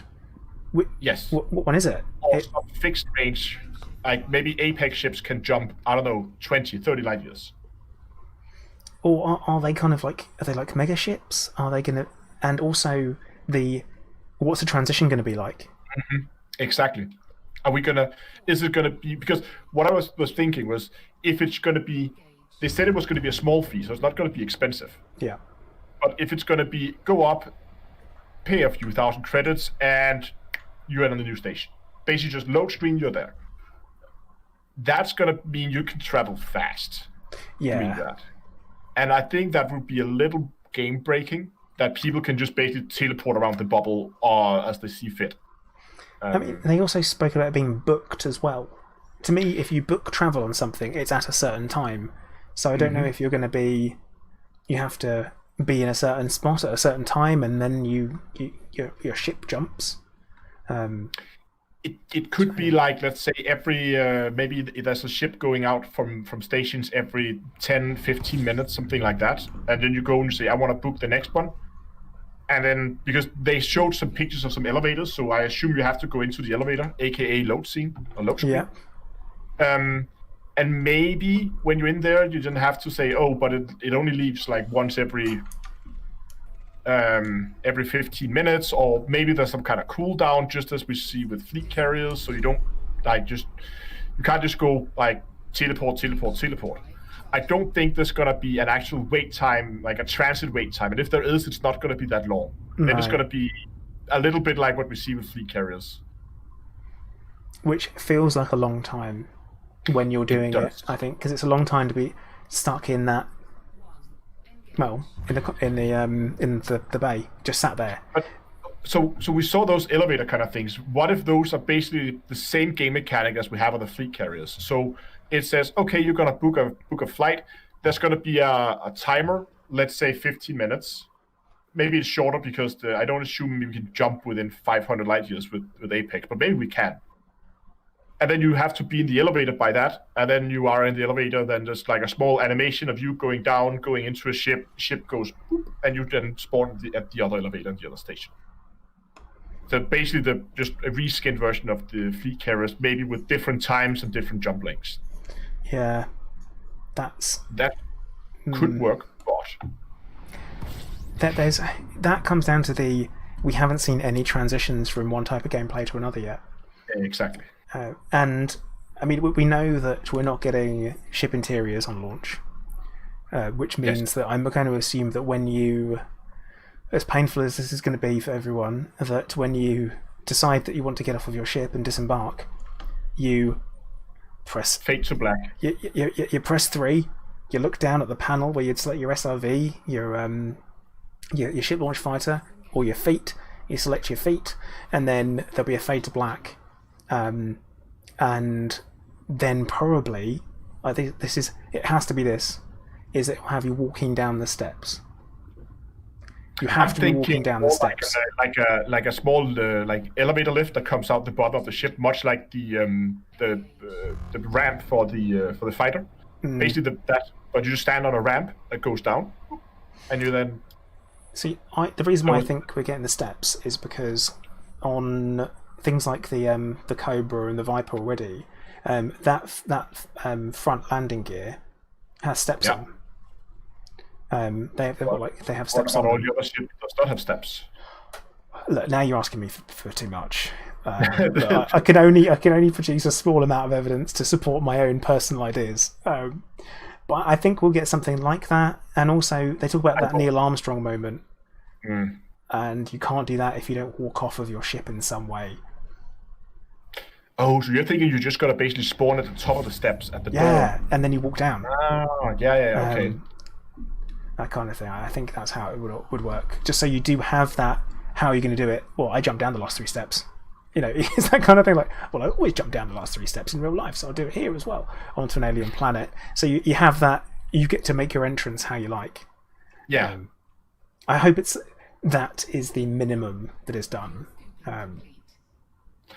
But you could kind of get the same feeling if you have the ramp coming down, like the elevator ramp. So you're standing on this metal plate, basically like forced wires going up to your ship or whatever, and then you have to take the first step off that platform and actually set your foot on the planet. You could still get that Neil Armstrong moment doing that, and that could easily be implemented into all ships because you can just basically reuse where the ship launch fighter hangar is. Yeah, or the SRV bay. Or the SRV bay. Yeah. Or cargo scoop. Cargo scoop. Anything. Stuff that's already there. Yeah. But again, it worries me that we haven't seen anything like that. And I don't know if it's... For me, it wouldn't be a big moment to reveal what that looks like this early on. Because it has to have been thought out. It has to have been kept in mind how that would work. Yeah, but I think it's because she also knows that it's not a guaranteed win. There are so many people who really want to be able to maybe just walk around the cockpit of their ship. Yeah. And have to get up in the chair, go back to the door that's behind us on pretty much all the ships actually. And then click that door, then maybe there's the fade to black. I don't know. But at least walk around the cockpit maybe. That could be a compromise-ish. Yeah. But I think that's why we haven't seen it yet. I think maybe it's because they don't know if they want to do something like that yet, but I would assume being so close. Yeah, it is. It's really close. Because it could be any time within the next 4 months to 6 months. It will be, let's say, between that 4 and 6 month mark. Because I'm still thinking that when they say early 2021, that's going to be the first quarter. Frameshift drive charging. Yeah, most likely. I would assume so, at least it's first quarter, but I don't necessarily think we're going to see it in January. I still think February is going to be... I don't think they're going to do it at the end of the first quarter, like March, because they want to have some maneuvering room in case something goes south doing the beta test. Beta test. I don't know. I say beta is fine.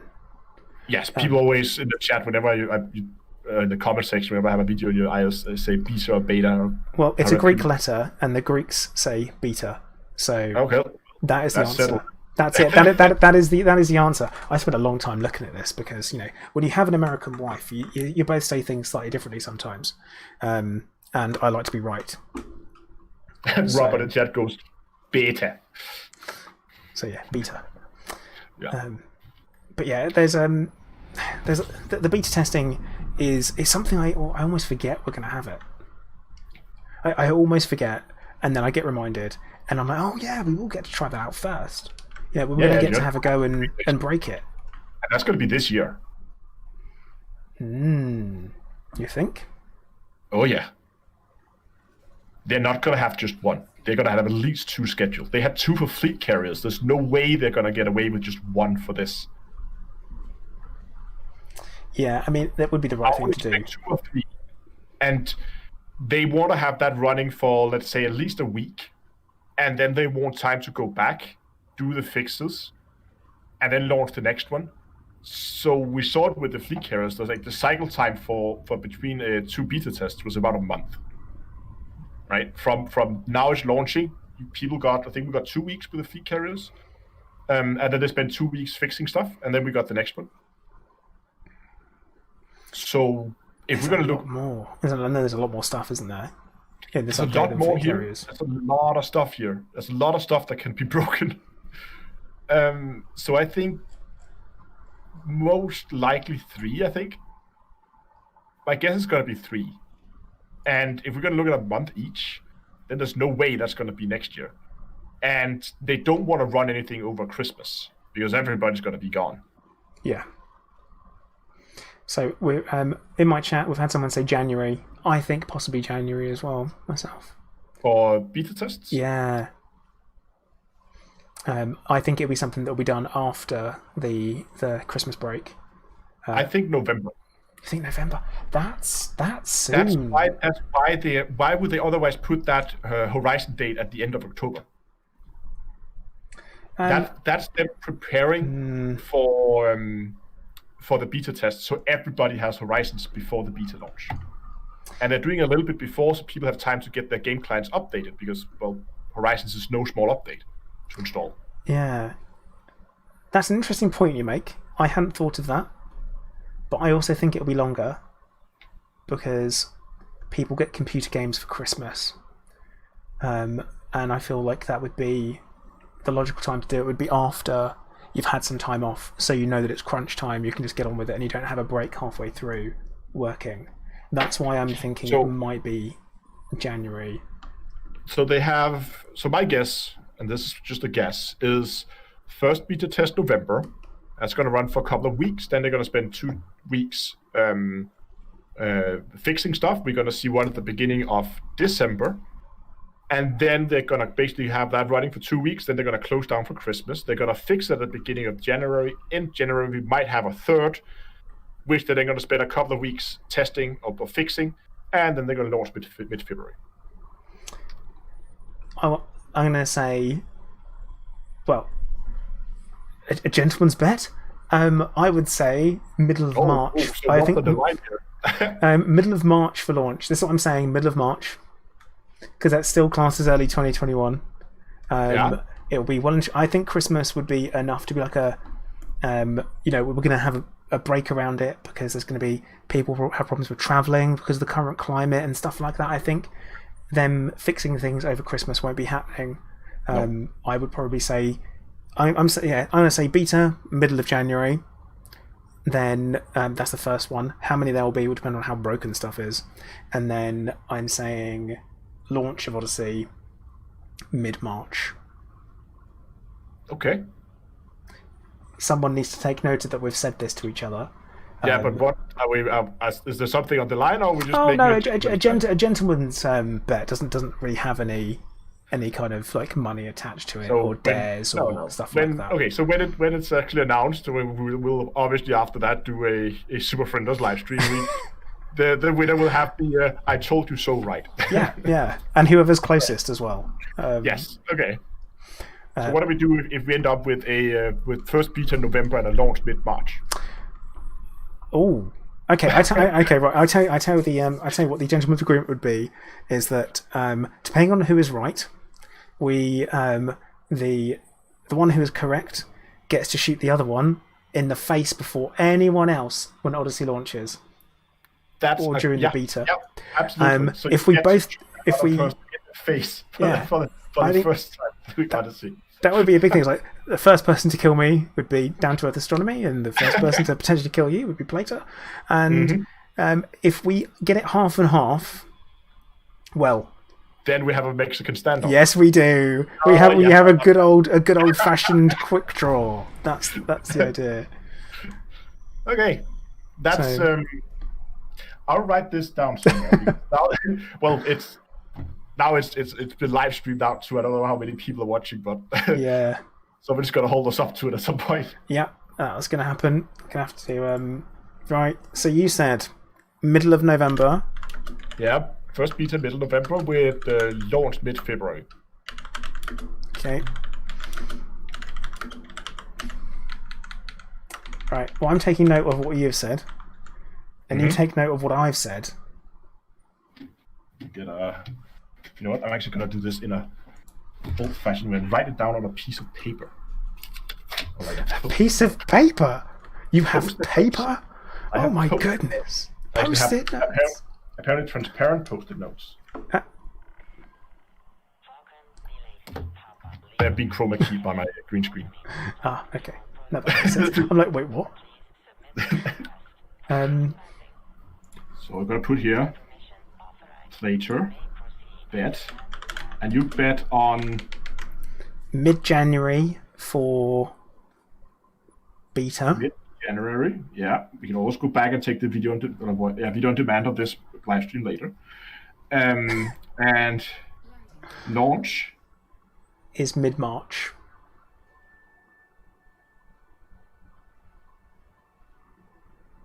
Well, that's written down, and that's gonna go on the side of my case.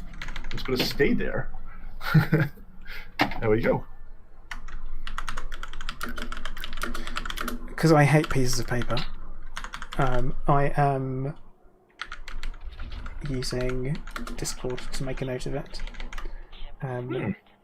Somewhere in a quiet little spot where other content creators can see it on my Discord, but other people can't. Just say Astro thinks for Odyssey mid-November, beta launch mid-Feb. There we go. Well, that's a bet. That's a bet. Oh God, what have I done? What have I done? Look, whatever happens, right? We don't let Burr get involved because we know what he's like. I've got to find the biggest gun, like if there is a gun, and just go up and yeah. I think one of the things that people are going to have to do when the Odyssey beta launches is how many different ways can you kill each other? Like, because they say it's a bit like the Wild West, and there's that 50 ways to die in the West. I'm about to say there's a good video in that, isn't there? Like 100 ways to die in Elite Odyssey. Oh no! But yeah, I really want to try the standing on the hull of an anaconda and be lifted up. and see where you can go. We can arrange that. We should probably do that during the beta, like a fun and giggles. Yep. Can I kill this cunt? Can we ram it? Come on for the ram! No, missed it. Damn it. What are you flying at the moment? Corvette. Okay. Just I needed some because I know you were going to be sitting chatting, and I didn't want something that I had to pay too much attention. Yeah, that's fair. So just something, Otherwise, I'm having a lot of fun in a chieftain build, like a close range chieftain build. That is hilarious. With Was that your blunderbuss build? Yes, the blunderbuss with the scramblers and pacifier frags. Oh yeah, I need pacifier frags. It's hilarious. I think because I've got a frag member, and the frag member I love it. Did you do a frag lance as well at some point? No, I haven't. I've been trying out a third lance, but I've ended up just using the PvP meta one. That's what we're going for. I'm not happy about it because I'm not a huge fan of the third lance, and I'm not a huge fan of going to metas, and that's why I ended up with the frag member. But the frag member has got the 2 large frags, 2 small frags, and then it's got a huge plasma accelerator with long range, efficient long range.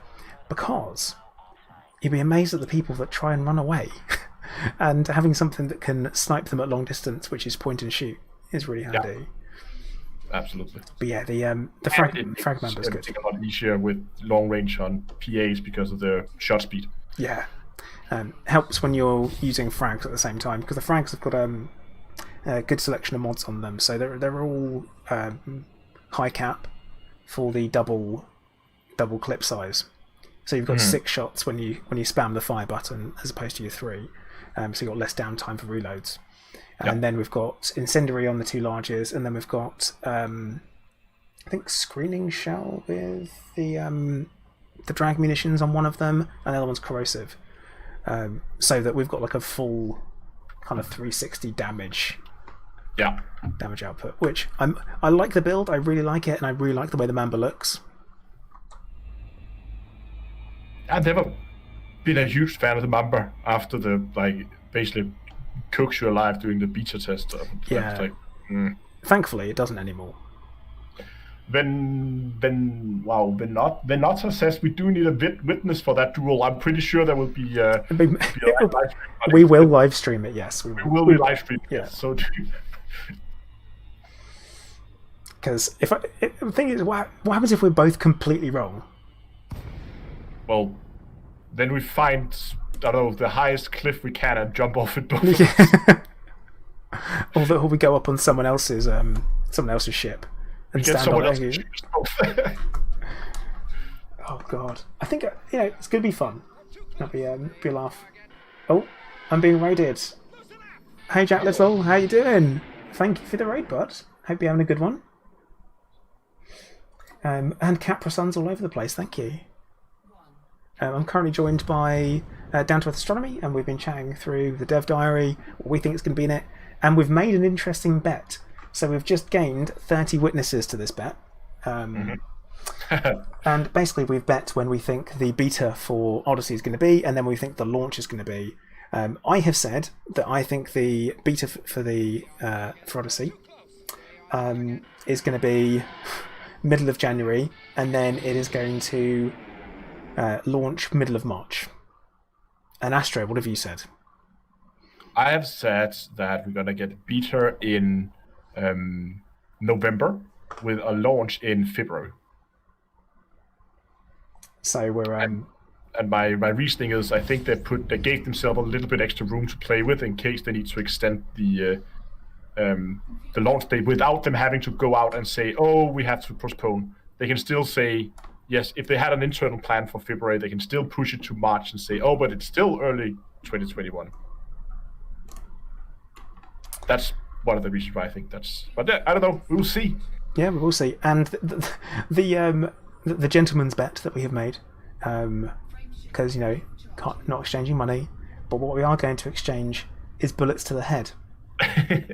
So whoever is correct or closest to being correct will get to shoot the other one in the head with their choice of weapon during the Odyssey beta.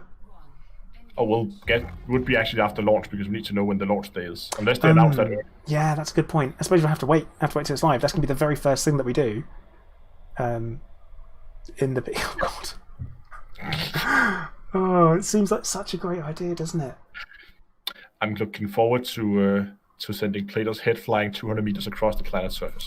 I am looking forward to shooting him in the face with some form of energy-based shotgun. Oh, scorched! Nice. Yeah, it's like turn your face into a fine red mist, sir. But yeah, we could both be completely wrong. Yes. But I think up until March is early 2021. Afterwards becomes mid, and then late would be in the last 3 months. That's how I look at it. But I don't know. Actually, the thing I've just thought about is I actually think Frontier's done a pretty good job of keeping up with everything. I know they just did postpone it a little bit, but with everything going on, everybody working remotely, I assume still. Because I mean, some of the people at Frontier, they must require reasonably powerful computers for what they're doing. I mean, you'd think, and you not everybody has. I mean, they might not be the game developers is a chance they do like computer games, but they just don't necessarily have a computer able to pull those kind of horsepower at home.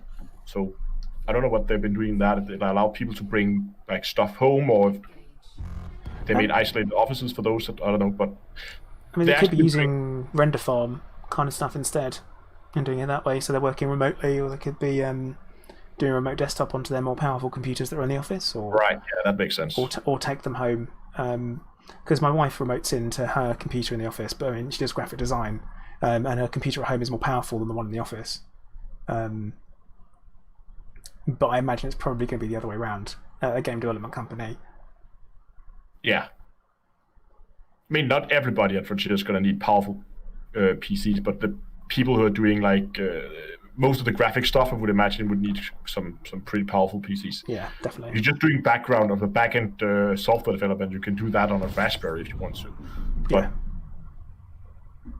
Some of the graphical stuff, some of the like character design, character animation, that kind of stuff is going to need some horsepower.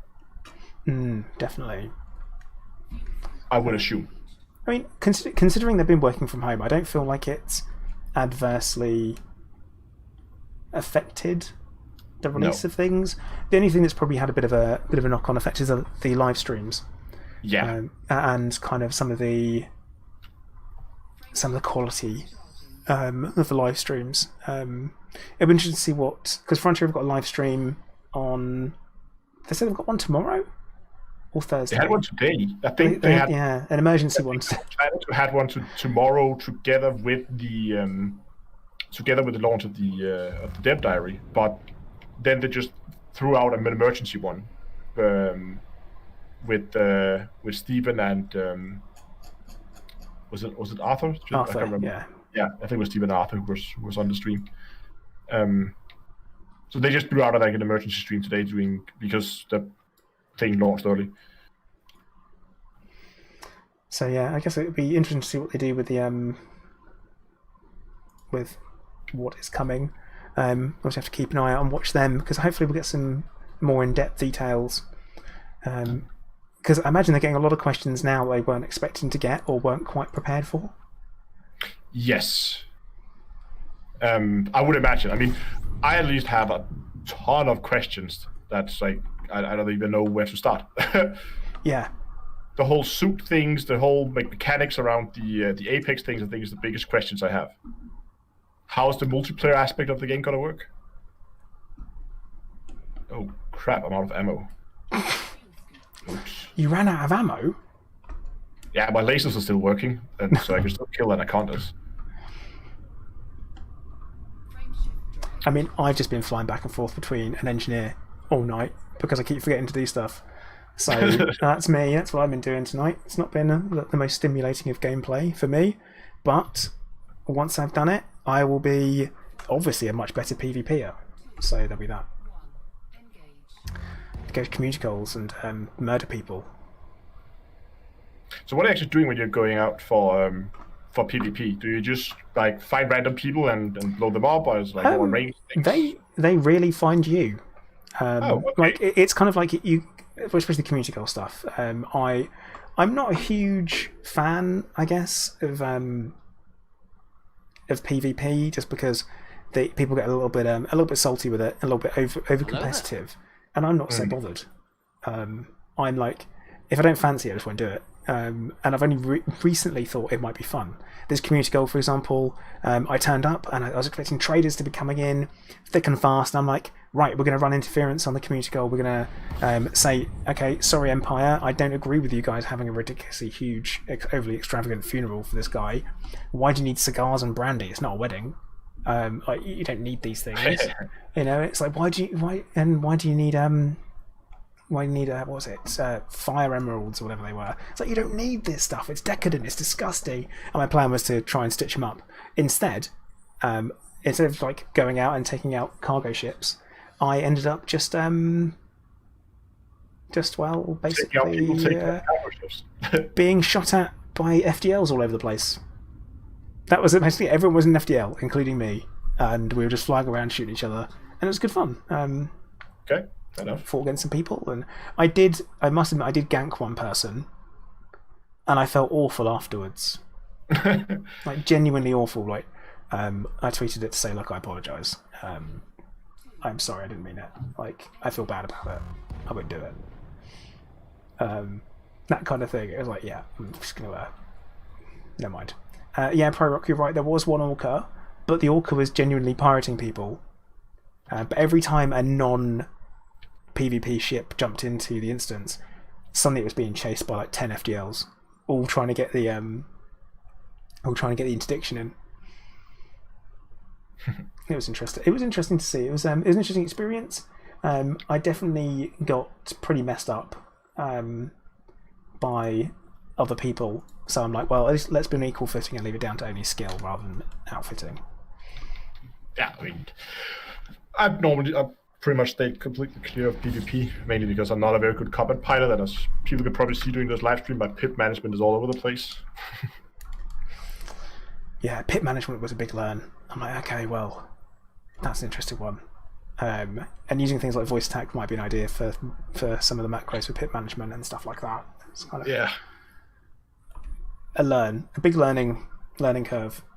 Absolutely. Okay, I am actually going to be heading back because I'm out of ammo, and I don't know how much money I managed to collect here in the last. Actually, I'm quite amazed that it lasted so long on just one reload. Oh, means you weren't shooting enough. That's what that means. No, but my fighter do a lot of the shooting. He went from 0% harmless, and now he was like 60-something%, 67%, mostly harmless. Oh, so you got like a rank and a half. That's pretty good. Not the two lowest ranks, but still.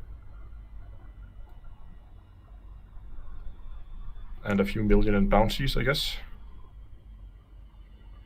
Is that are you still working your BGS for your faction? Yeah, so today I wanted to go do some combat. Oh, I'm getting interdicted. Because I wanted to begin train that NPC crew member. And since we had some opportunities for combat on the daily orders, so I just went out and did some combat. Now I'm going to head back and hand in some bounties. Nice. And did you sort out your little skirmish that you had in Leasty? Yes, that has been resolved and peace has been restored. And there's been a series of like steps we now have to go through. Like the agreement we ended up with was basically like the whole thing was of course focused around Leasty, and we're now stepping down in Leasty. We're not doing anything there either. But then there's another system that we then get. So we are now preparing to move in there, and once we're in there, then like there's a whole little like string of events that needs to happen. Yeah. And that is now in progress. And yeah. Well, I'm glad it got resolved in one way or another. It was actually quite fun. I really enjoyed it. Good. The diplomacy side of BGS, I have to roleplay it as deployed, and that just basically means everyone else is scum compared to me. And I'm like, no, I'm not impressed. This is my system. And that's what we do. We don't share power. Although we have shared a system at some point with Starstone Enterprises, which is kind of like the broadcast faction, and then I think we turfed them out. So, but we're on friendly terms. Like, are you guys doing anything in the system? No. Well, okay, we're going to turf you out so we can get someone else in instead. Is that right? But yay! Well, our area is getting a little cramped. We're getting running out of decent systems to move into. There's still some smaller ones, and there's still some of the systems we're in where we haven't taken system control and stuff like that. So there's still a few tasks to do, but you need to get more creative if you want to find a way out. Yeah, we've had some of that. We're having to make spaces in order to do that. Having to kind of like retreat people, then move in and we've been doing that. And there's other factions also in the area and that kind of stuff. And then after they changed the BGS mechanics, expansions is a little bit more difficult to manage. Yeah. Because you can't always be sure exactly where you're gonna end up. You can have a pretty good guess, but sometimes, I mean, the problem is if you're not doing an expansion but you're doing an invasion, then you end up with what's the mechanic? It's like you invade the systems within a 20 light year cube bubble, isn't it? It's the cube or bubble. I think it's a cube. Okay, so 20 light year cube, where with the faction that has the lowest influence. Right, so if there's no system where you can do a normal expansion, you do an invasion, and then you hit the one with the lowest influence. And you can see what happens if you sit there. You're trying to like keep one down all the way at the bottom, and then just on the last day, it pops up like 0.5%, and someone else drops 0.5% in another of those like 20 systems. Then all of a sudden, your expansion is diverted to some other system you didn't want to go to. Yeah, so that sounds about right. Yeah, that's interesting to micromanage. Yeah, thankfully, I've got Vortex that does everything for me because he is far more intelligent than I and far more interested than I when it comes to this stuff. I am not that interested in dealing with it. I can manage a couple of systems, but we've got 27. I can't do that. Okay. I can't do that. We just kept taking stuff off. It's every couple of weeks. Vortex says, we've got a new system. I'm like, when did we do that? And I feel like that's exactly what deployed would be like as well. We're like, oh, we've got a new system, have we? Great. Are they paying taxes?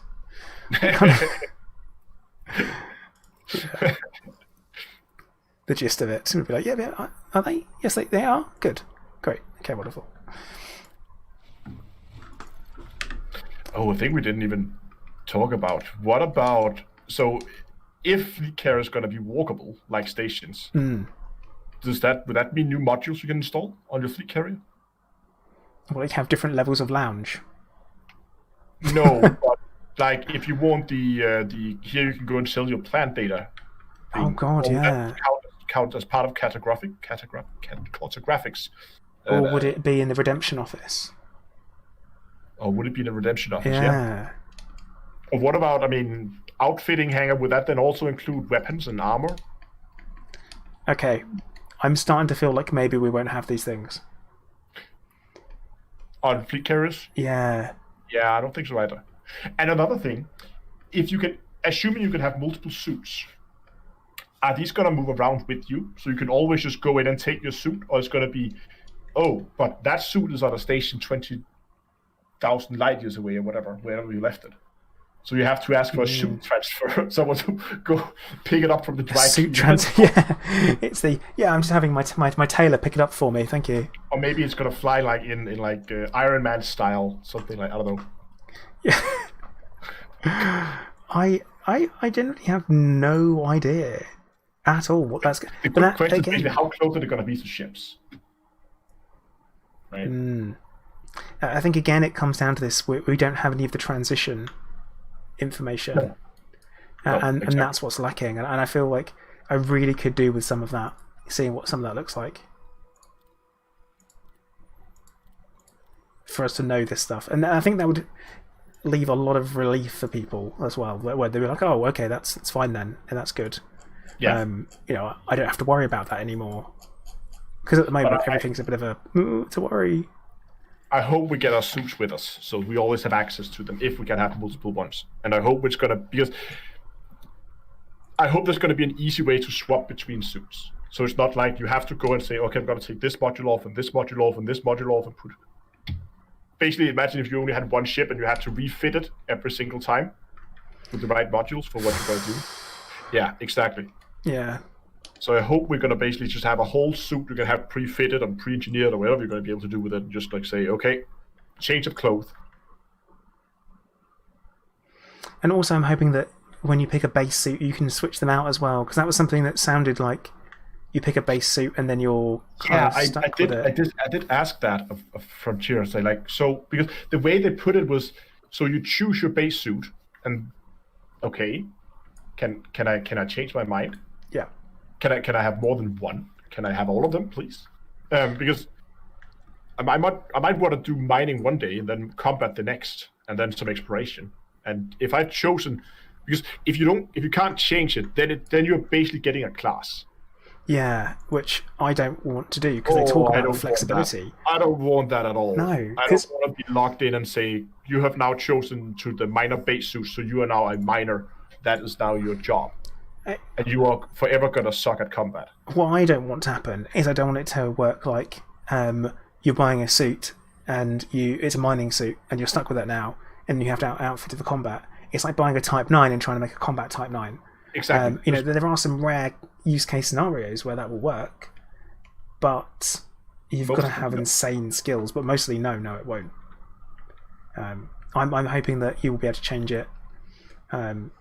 Because otherwise it's like, hey, here's your underwear. You're wearing them for life.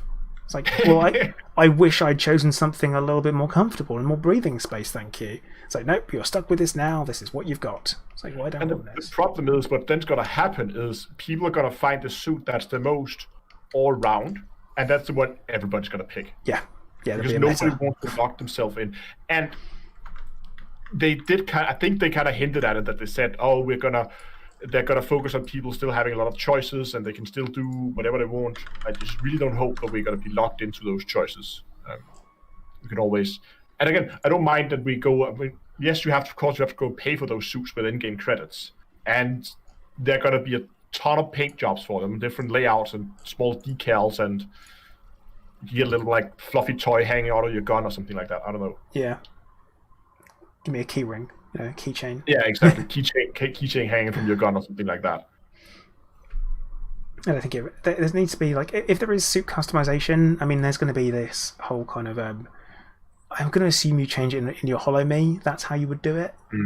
I would think, or there's going to be a new menu that looks like that, because I think you should be able to at least get to see what I think Hollow Me is going to go away. Really? Yeah, not for maybe the resculpting your face, but that whole part of it, I think it's going to be completely redesigned. We're not going to do anything like what we have today. Because what we have in Hollow Me is basically just changing cosmetics. Yeah. And to be honest, Hollow Me interface is not the best. Sorry, but yeah, it's not great. It's a lot of menus. It's a character creation screen that you can access whenever you like. And I think I want something that's a little closer to the outfitting screen, to be honest. Yeah. I don't know. I think that the Hollow Me, I think it's going to be changed significantly. Unless that's just going to be the way you just handle cosmetics, that's through Hollow Me. Maybe. Could be. I think we might end up with like a menu that looks similar to Hollow Me for outfitting when it comes to picking your suit and stuff. And I'm going to assume that you purchase it and it's stored in an inventory somewhere, and very much like materials, you take it with you from ship to ship. For the sake of ease, because you've got to get to a certain point where gameplay is so much more important than realism. Absolutely. And I want good gameplay, and I want enjoyable gameplay, and I don't want it to feel like a grind. That's the thing. And obviously Elite Dangerous is known for being a bit grindy, and normally I get roasted for saying a bit grindy. But it's known for that. But that's okay, because it's known for it, so you know what you're doing. But if they add to it and make it worse, that's not good. But I'm pleased to see that you won't be walking around stations, or it looks like you won't be walking around stations for miles before you find the bar. No, it seems to be a manageable size. Yeah. Have you ever noticed the windows on the side of the Corvette? What about them? I just never noticed them. Oh. I don't know how many hours I have this ship, but I never noticed the windows on the side of it. I think, well, as in whereabouts on the side of it? Because I have to go and jump into my Corvette. Right on the tip. Right on the tip. It's like a hallway, and then underneath it, like on the belly, there's also a hallway there with like some doors. Now I have to know. Let's have a look. Because also you get the on the Anaconda, you've got what looks like an observation bay at the front of it, at the tip. Yes. And you do have some corridors. Not to mention there are some gaps in the Anaconda in the model, which, now I've mentioned it, everyone go look at your Anacondas, look for the gaps in it. It will never be the same again. I've ruined it for you. You're welcome. But I mean, I've got holes in my space station, so there are certain spots in Places Tyranny where you're coming into land and you can see space on the outside. So perfect. I don't feel so bad about it. But right, so you said there's windows on the side. What, like towards the front? Yes. So you have those two thrusters, right? The maneuvering thrusters. And between those, there's like a long glass corridor. You can see the doors through it. It's not just me who's never noticed them. I have never looked. Nope, me neither. Never looked. And yeah, they are. And also, if you go down to the belly, there's also a longer corridor down there. Oh my god. How have I never... This is a mind-blown moment. Yeah, I was just opening around the Corvette, just for some idle B-roll as we were just talking, and then suddenly noticed the reflection in the windows. Like, what is that? Okay, well, there's more. There are more corridors or more windows. Yeah. You're kind of like looking, in the grey section, almost if you were to look at the side profile directly underneath. In the cockpit. What looked like just before the wing goes out. Right, yeah. What a thing to happen. Like, have a mind blow moment. I'm like, what? I should spend more time actually looking at the models in detail. But yeah, if you look at the landing gear on the Corvette, it doesn't have any steps on it. I thought no, it does not. Did. But I'm going to assume you'd come out from the SRV bay, because every ship has an SRV bay. Yeah, because there's no obvious way to get into the Corvette, I think, from the ground. There are places where you could say, like, right at the front, there's a small thing that could look like a hatch or something, but... Yeah. I don't know. That's going to be... Well, we will find out, won't we? I suppose. It's going to be something we'll find out when we land on the planet together to settle the bet. And we will both arrive. And shoot each other in the face. Yeah, and shoot each other in the face. Or maybe just one of us will get shot in the face. You never know. You just never know. Now, I hope that the transition is not just going to be fade to black and you're on the ground. Yeah. There's got to be just a little bit, just not to be much, just a little bit of animation of you walking down some stairs or an elevator or whatever. Yeah, there has to be something extra. You have to have your Neil Armstrong moment. They've mentioned it, they've said it. Neil Armstrong, as far as I'm aware, did not teleport onto the moon. You clearly underestimate the technology back then. Oh yeah, obviously, yeah. I mean, look what they were able to do with those, something as powerful as a Casio calculator. One of them. But no, I was going to say I'm going to be rounding my stream up now, because otherwise I won't have a voice tomorrow if I'm not careful. It's been lovely talking to you. It's been a good chat. We've both pointed things out that the other one didn't know about. We'll do it again on Saturday. Oh yeah, and we can tell Kaizen where he's wrong. It'll be brilliant. Right. Is Kai wrong? I mean, even if he's not, I might tell him he is. Oh, right. Okay. So just yeah. Okay. Fair Yeah, enough. it's one of them. I haven't seen him say anything about it other than that he liked it, and I'm going to tell him he's wrong about liking it. But you never know. You never know, because we haven't got Burrs to be mean to. No, but I have been talking to Burr about having some pre-recorded insults. Yeah, I don't know about having him do pre-recorded insults for me. I feel like it's a little bit... What's the word I'm looking for? Dickish. And also, I like the fact that when you interact with Burr directly, you can go a little bit faster than him with insults and interrupt him, and it's good. It's that live action stuff is really you can't bottle that. You know, it's an energy. Okay. Anyway, that will be on Saturday doing the Super Friendos live stream, where they're going to be going into a lot more details with this whole update. We're going to have a lot more people as well, so hopefully some more point of view. Somebody has spotted something we didn't. Maybe, perhaps. Yeah. We'll see. And more eyes are always good on something, so we will definitely have a look. And that is at 3 p.m. BST. Yes, I believe so, yeah. 3 p.m. BST, that's right. BST. On Saturday. On Saturday, yeah. This Saturday, 3 p.m. BST. Also, anyone in my chat, if you haven't already, you should probably go and subscribe to Down to Earth Astronomy. You on Twitch as well? Yes, I am. Follow on Twitch too. And, you know, you're more than welcome to come and join my Discord if you like. And that goes to anyone, any of your viewers as well. You're welcome to come and tell me I'm wrong about stuff in chat. You can if you like. Same way, I'll encourage anyone who's watching for mine to go and do the same. You know, it's like, why not? There's no harm in that whatsoever. And of course, I would love if everybody would go and do the same thing for Plater. Go over check out his channel. You already have videos out, right, on the update from today, or the Dev Diary? Yes, it is. Already up. We've got a good 6.5 minute breakdown of stuff that you might not have spotted, and a bit of me taking my brain and pouring it into a video. Nice. Having watched it repeatedly. And yes, it sounds like I'm talking quickly because I was rushing to get it done. Just so you know, that was a mad rush. It's been a little hectic with this one. Hopefully the media sites can get their act together and not like look at the calendar maybe before they post an article. I don't know. Yeah. Maybe.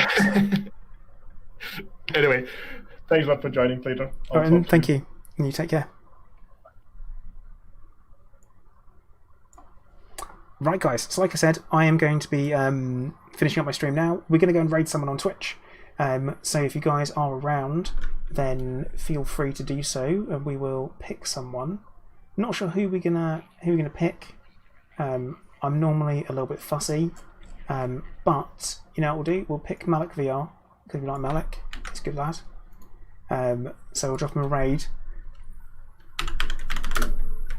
and we will get that well and truly underway. So I'm going to say once again, thank you to everyone who's been watching. Like, subscribe, follow. You know the stuff to do. And I will see you again on Thursday. And Colin, I always look after Clive. He's my best buddy. He got a little bit of chicken today as a treat, so that's all good. All right, okay, once again, guys, thank you very much for watching. Commander Placer, out.